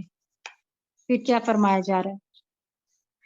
انما المؤمنون الذين اذا ذكر الله وجلت قلوبهم واذا تليت عليهم آياته زادتهم ایمانا وعلى ربهم يتوکلون. سچے مومن تو وہ ہیں کہ جب ان کے سامنے اللہ کا ذکر کیا جائے تو ان کے دل کانپ اٹھتے ہیں، اور جب اللہ کی آیات انہیں سنائی جائے تو ان کا ایمان بڑھ جاتا ہے اور وہ اپنے پروردگار پر بھروسہ رکھتے ہیں. مومنوں کے سامنے جب قرآن پڑھا جاتا ہے تو ان کا کیا حال ہوتا ہے؟ یعنی ہم سب بھی اپنا جائزہ لیں. کیا ہمارے بھی دل کانپتے ہیں اور کیا ہمارا بھی ایمان بڑھتا ہے؟ کیا ہمارے توکل میں اضافہ ہوتا ہے قرآن کو سن کر؟ ایمان جو ہے وہ کیا ہے؟ اللہ تعالیٰ کیا فرماتے ہیں آگے؟ جو نماز قائم کرتے ہیں اور جو کچھ مال و دولت ہم نے انہیں دے رکھا ہے اس میں سے خرچ کرتے ہیں، یہی سچے مومن ہیں. ان کے لیے ان کے پروردگار کے ہاں درجات ہیں، بخشش ہے اور عزت کی روزی ہے. جتنا زیادہ ایمان ہوگا، جتنا زیادہ بہتر اخلاق ہوگا، اتنا ہی درجہ بلند ہوگا نا. ایمان جو ہے نا معمولی چیز نہیں ہے. حقیقی ایمان انسان کو اندر باہر سے تبدیل کر دیتا ہے. جن کے اندر سچا ایمان داخل ہو جاتا ہے ان کی نگاہ پھر بدل جاتی ہے. اور جن لوگوں کا ایمان قرآن پڑھنے کے بعد بڑھ جاتا ہے ان کے قرآن سننے کے انداز بدل جاتے ہیں. پھر وہ عبادات کی پابندی کرتے ہیں. اللہ کا ذکر ان کو اندر سے تڑپا کر رکھ دیتا ہے. ان کے دل کانپ اٹھتے ہیں. یقین کی ایسی کیفیت پیدا ہو جاتی ہے کہ زندگی کے ہر معاملات میں انہیں اپنے رب پر بھروسہ آ جاتا ہے. اور اللہ کا ذکر غافلوں کی طرح نہیں سنتے. جن کے اندر ایسی کیفیات پیدا ہو جائیں اللہ کے نزدیک وہی سچے مومن ہیں. اور جب دل میں اللہ کا ذکر سن کر تبدیلی آتی ہے وہ لوگ اللہ کا ذکر سنتے ہی اس پر عمل کرنے لگ جاتے ہیں، اور جس چیز سے اللہ ان کو روکتا ہے وہ سب چھوڑ دیتے ہیں. قرآن پڑھنے اور سمجھنے کا مقصد ہمارا یہ ہونا چاہیے کہ ہمارا دلوں میں اللہ کا ڈر پیدا ہو. ہم اسی لیے دورہ قرآن کر رہے ہیں نا کہ تقویٰ پیدا ہو. سوچے ذرا ہم نے زندگی میں کتنی بار قرآن پڑھا ہے، تو کتنی آیات پر ہمارے آنسو بہ نکلے، کتنی آیات پڑھ کر اللہ کے حضور روتے ہوئے ہم سجدے میں جا گرے۔ یہ قرآن آپ صلی اللہ علیہ وسلم کے دل پر اترا ہے، لہٰذا ہمیں بھی اس کو اپنے دل پر لینا چاہیے۔ قرآن کو پڑھ کر اور سن کر ہمارے اندر رقت طاری ہونی چاہیے۔ اور کچھ لوگ ایسے ہیں جو قرآن کو سنتے ہیں مگر ان میں کوئی تبدیلی نہیں آتی، تو ان کے لیے قرآن کو پڑھنا نہ پڑھنا، سننا اور نہ سننا سب برابر ہو جاتا ہے۔ ان کے اخلاق درست نہیں ہوتے، وہ اس کی باتوں کو ایک عام کتاب کی طرح لیتے ہیں، وہ اپنے دل پر نہیں لیتا، جس کی وجہ سے اس کے دل پر کوئی اثر نہیں لیتا، کوئی نہیں اثر پڑتا۔ تو ہم میں سے ہر ایک کو اپنا جائزہ لینا چاہیے کہ ہمارا شمار کن میں ہے اور قرآن ہمارے اندر کتنی تبدیلی لایا، اور اپنے لوگوں کا دنیا کے معاملے میں، یعنی ایسے لوگوں کا دنیا کے معاملات اور آخرت کے معاملات میں ان کا توکل اور بھروسہ اللہ پر ہوتا ہے، پھر وہ پھر اپنی ذات پر بھروسہ نہیں کرتے، اور ایسے لوگ پھر نماز قائم کرتے ہیں اور اللہ کے راستے میں دل کھول کر خرچ کرتے ہیں۔ وَمِمَّا رَزَقْنَاهُمْ يُنْفِقُونَ أُولَٰئِكَ هُمُ الْمُؤْمِنُونَ حَقًّا، ایسے لوگ پھر سچے مومن ہیں۔ لَهُمْ دَرَجَاتٌ عِنْدَ رَبِّهِمْ، ان کے لیے ان کے رب کے پاس بلند درجات ہیں۔ اور ایمان مکمل ہونے کی آیات میں 3 شرائط پتہ چلی ہیں۔ کیا؟ نمبر 1 دل سے اعتقاد رکھنا، نمبر 2 زبان سے اقرار کرنا، نمبر 3 اعضاء سے عمل کرنا۔ جب تک یہ تینوں چیزیں شامل نہ ہوں تب تک ایمان مکمل ہی نہیں ہوتا ہے۔ پھر اللہ سبحانہ تعالیٰ فرماتے ہیں کہ جیسے کہ آپ کا پروردگار آپ کو آپ کے گھر سے جنگ بدر کے موقع پر حق کام کے لیے نکال لایا تھا، مسلمانوں کو بھی ایسے ہی نکلنا چاہیے۔ حالانکہ مومنوں کا ایک گروہ اس بات کو پسند نہیں کرتا اور وہ آپ سے حق کے بارے میں جھگڑا کرتے تھے، حالانکہ حق ظاہر ہو چکا تھا۔ ان کا یہ حال تھا جیسے وہ موت کی طرف ہانکے جا رہے ہیں اور وہ موت کو آنکھوں سے دیکھ رہے ہیں۔ اور جب اللہ نے تم سے وعدہ کیا تھا کہ دونوں گروہوں میں سے ایک تمہارا ہوگا اور تم یہ چاہتے تھے کہ غیر مسلح گروہ تمہارے ہاتھ لگ جائے، جبکہ اللہ یہ چاہتا تھا کہ اپنے ارشادات حق کو حق کر دکھائے اور کافروں کی جڑ کاٹ کر رکھ دے، تاکہ اللہ حق کو حق کر دکھائے اور باطل کو مٹا دے، خواہ یہ بات مجرموں کو ناگوار ہو۔ اب یہاں کیا سمجھ آ رہا ہے کہ گروہ کی بات ہو رہی ہے نا آیت نمبر 7 میں۔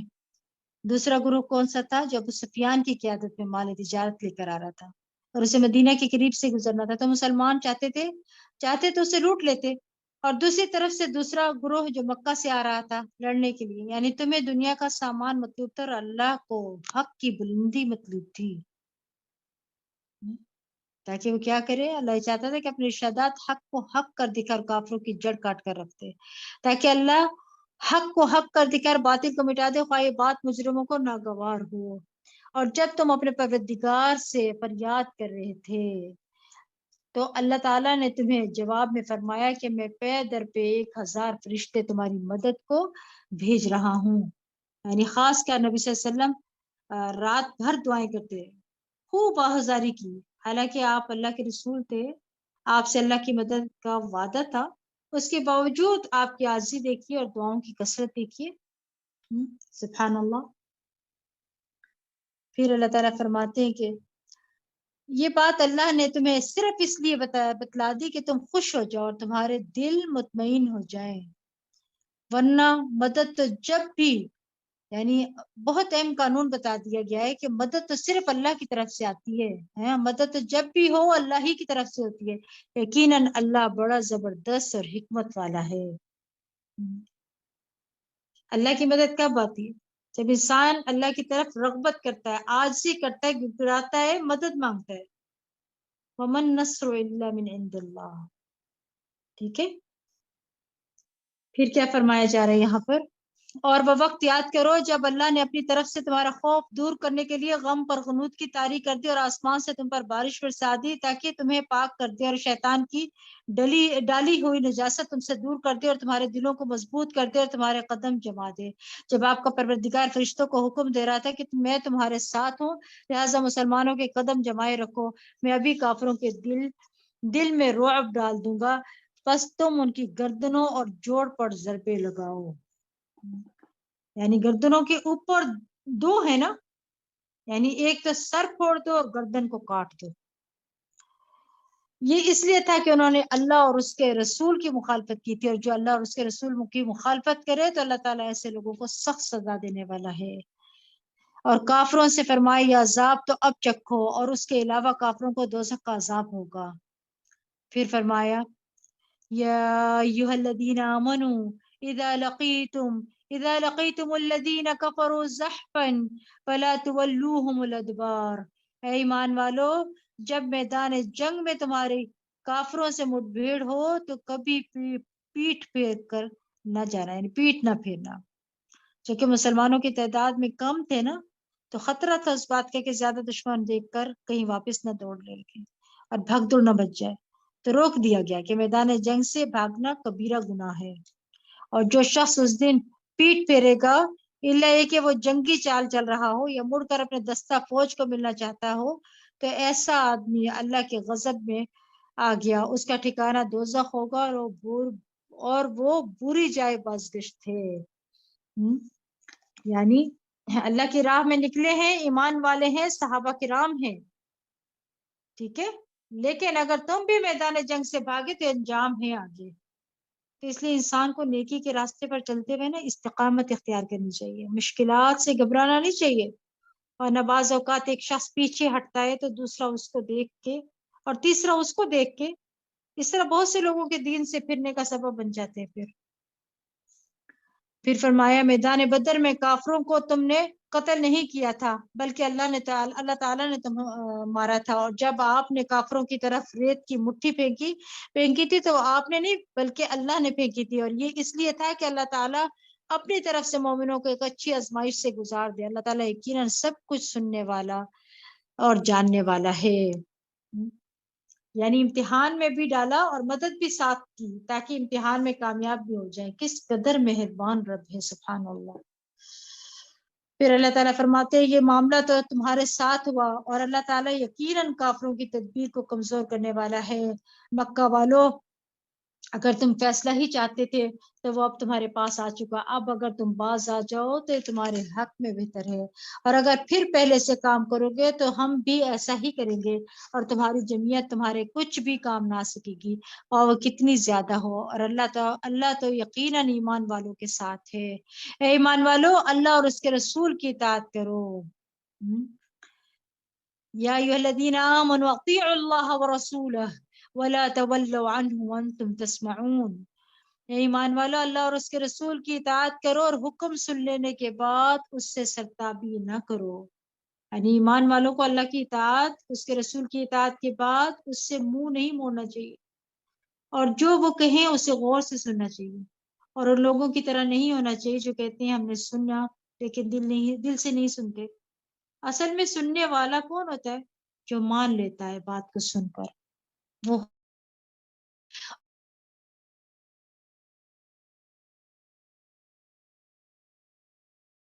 قسم کے جانور، وہ بہرے گونگے لوگ ہیں جو عقل سے کام نہیں لیتے. ایسے لوگ جانوروں سے بھی بدتر ہیں. پھر اگر اللہ ایسے لوگوں میں کچھ بھی بھلائی دیکھتا تو انہیں سننے کی توفیق بخش دیتا، اور اگر وہ انہیں یہ توفیق دے بھی دیتا تو بھی بے رخی کے ساتھ پیٹ پھیر جاتے. یعنی ایسے لوگوں کو جو عقل استعمال نہیں کرتے، غور و فکر نہیں کرتے، بات سمجھتے نہیں، وہ جانوروں سے بھی بدتر ہیں. یہ اللہ کا طریقہ ہے کہ کسی کو اللہ کا طریقہ نہیں ہے کہ کسی کو زبردستی جو ہے سنوائے. اسی کے دل میں اتارتا ہے نا جو باقی سننے کے لیے آتا ہے اور سننا بھی چاہتا ہے. سننے کے بعد انسان کا رویہ یا تو اطاعت کا ہوتا ہے یا پھر غفلت کا ہوتا ہے.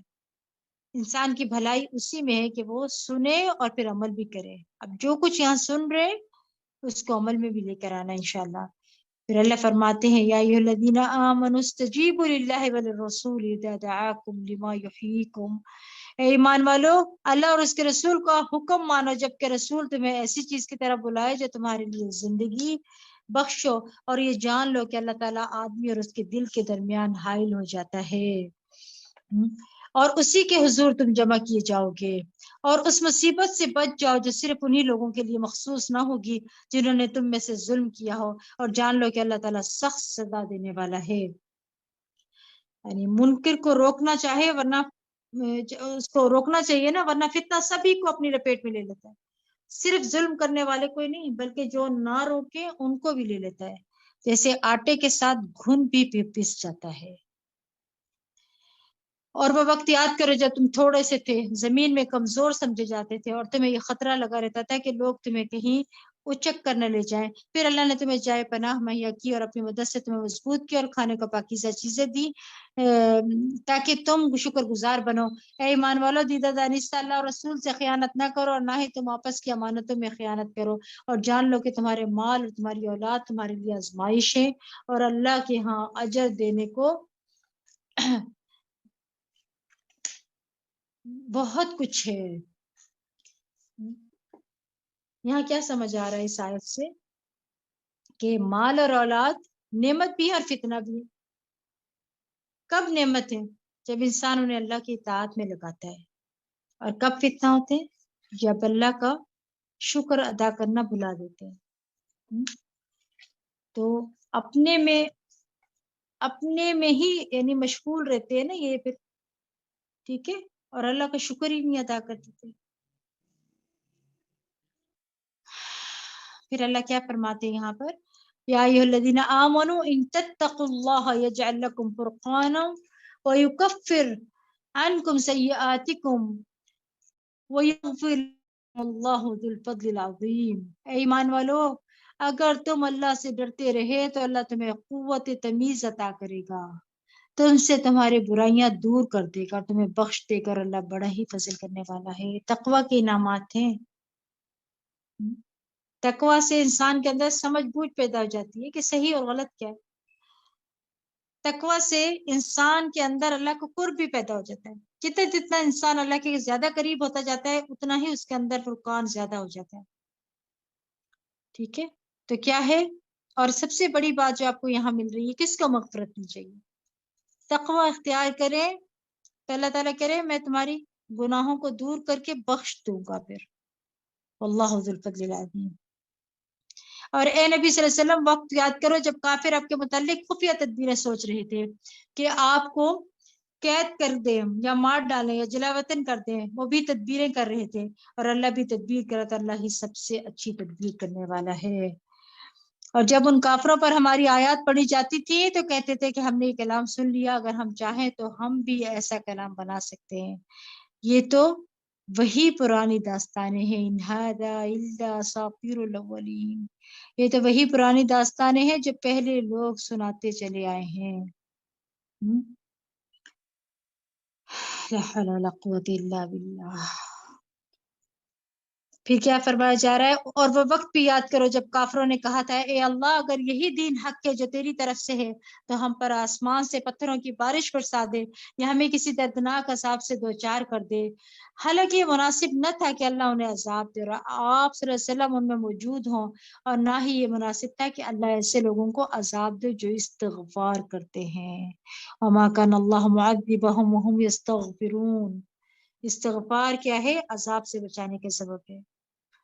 بعض سلف صالحین کہتے ہیں کہ ہمارے لیے عذاب سے دو پناہیں ہیں، ایک تو نبی صلی اللہ علیہ وسلم کو دنیا میں موجود ہونا، یعنی جب وہ موجود تھے، اور دوسرا استغفار کرنا۔ جب نبی صلی اللہ علیہ وسلم وفات پا گئے تو ایک حفاظت ختم ہو گئی، اب صرف دوسری باقی ہے، اور وہ ہے استغفار۔ رسول اللہ صلی اللہ علیہ وسلم نے فرمایا انسان جب تک اللہ عز و جل سے استغفار کرتا ہے اس وقت تک اللہ عز و جل کے عذاب سے محفوظ رہتا ہے، انشاءاللہ دنیا میں بھی، قبر اور پھر حشر میں بھی حفاظت۔ استغفار کی وجہ سے پھر گناہ لکھے بھی نہیں جاتے۔ تو ہمیں کیا کرنا ہے؟ کثرت کے ساتھ استغفار کرنا ہے۔ پھر اللہ تعالیٰ فرماتے ہیں وَمَا لَهُمْ أَلَّا يُعَذِّبَهُمُ اللَّهُ وَهُمْ يَصُدُّونَ، اور اللہ ان لوگوں کو کیوں عذاب نہ دے جو دوسروں کو مسجد حرام سے روکتے ہیں، حالانکہ وہ اس کے متولی نہیں۔ اس کے لیے متولی تو وہی ہو سکتے ہیں جو پرہیزگار ہوں، لیکن ان میں سے اکثر لوگ یہ حقیقت نہیں جانتے۔ بیت اللہ میں ان لوگوں کی نماز بس یہی ہوتی ہے کہ سیٹیاں بجاتے اور تالیاں پیٹتے تھے۔ تو لو اب بدر میں شکست عذاب کا مزہ چکھ لو، یہ اس کا بدلہ ہے جو تم حق کا انکار کر دیا کرتے تھے۔ یہ کافر اپنے مال اس لیے خرچ کرتے ہیں کہ لوگوں کو اللہ کی راہ سے روک دیں، اور ابھی یہ لوگ اور بھی خرچ کریں گے، پھر یہی بات ان کے لیے حسرت کا باعث بن جائے گی، پھر وہ مغلوب ہوں گے، پھر یہ کافر جہنم کی طرف کھیل لائے جائیں گے، تاکہ اللہ تعالیٰ پاک کو ناپاک سے الگ کر دے، پھر ناپاک کو ایک دوسرے کے اوپر رکھ کر ان سب کا ڈھیر لگا دے، پھر اس ڈھیر کو جہنم میں پھینک دے۔ یہی لوگ ہیں دراصل نقصان اٹھانے والے۔ اللہم لا تجعلنا منہم۔ اے نبی صلی اللہ علیہ وسلم ان کافروں سے کہیے کہ اگر وہ اب بھی باز آ جائیں تو ان کے سابقہ گناہ بخش دیے جائیں گے، اور اگر پہلے سے کام ہی کرتے رہے تو گزشتہ قوموں میں جو سنت الہی جاری ہے وہی سلوک ان سے بھی ہوگا۔ ایسے لوگوں سے جہاد کرتے رہو تاکہ فتنہ باقی نہ رہے اور دین پورے کا پورے اللہ کے لیے ہو جائے۔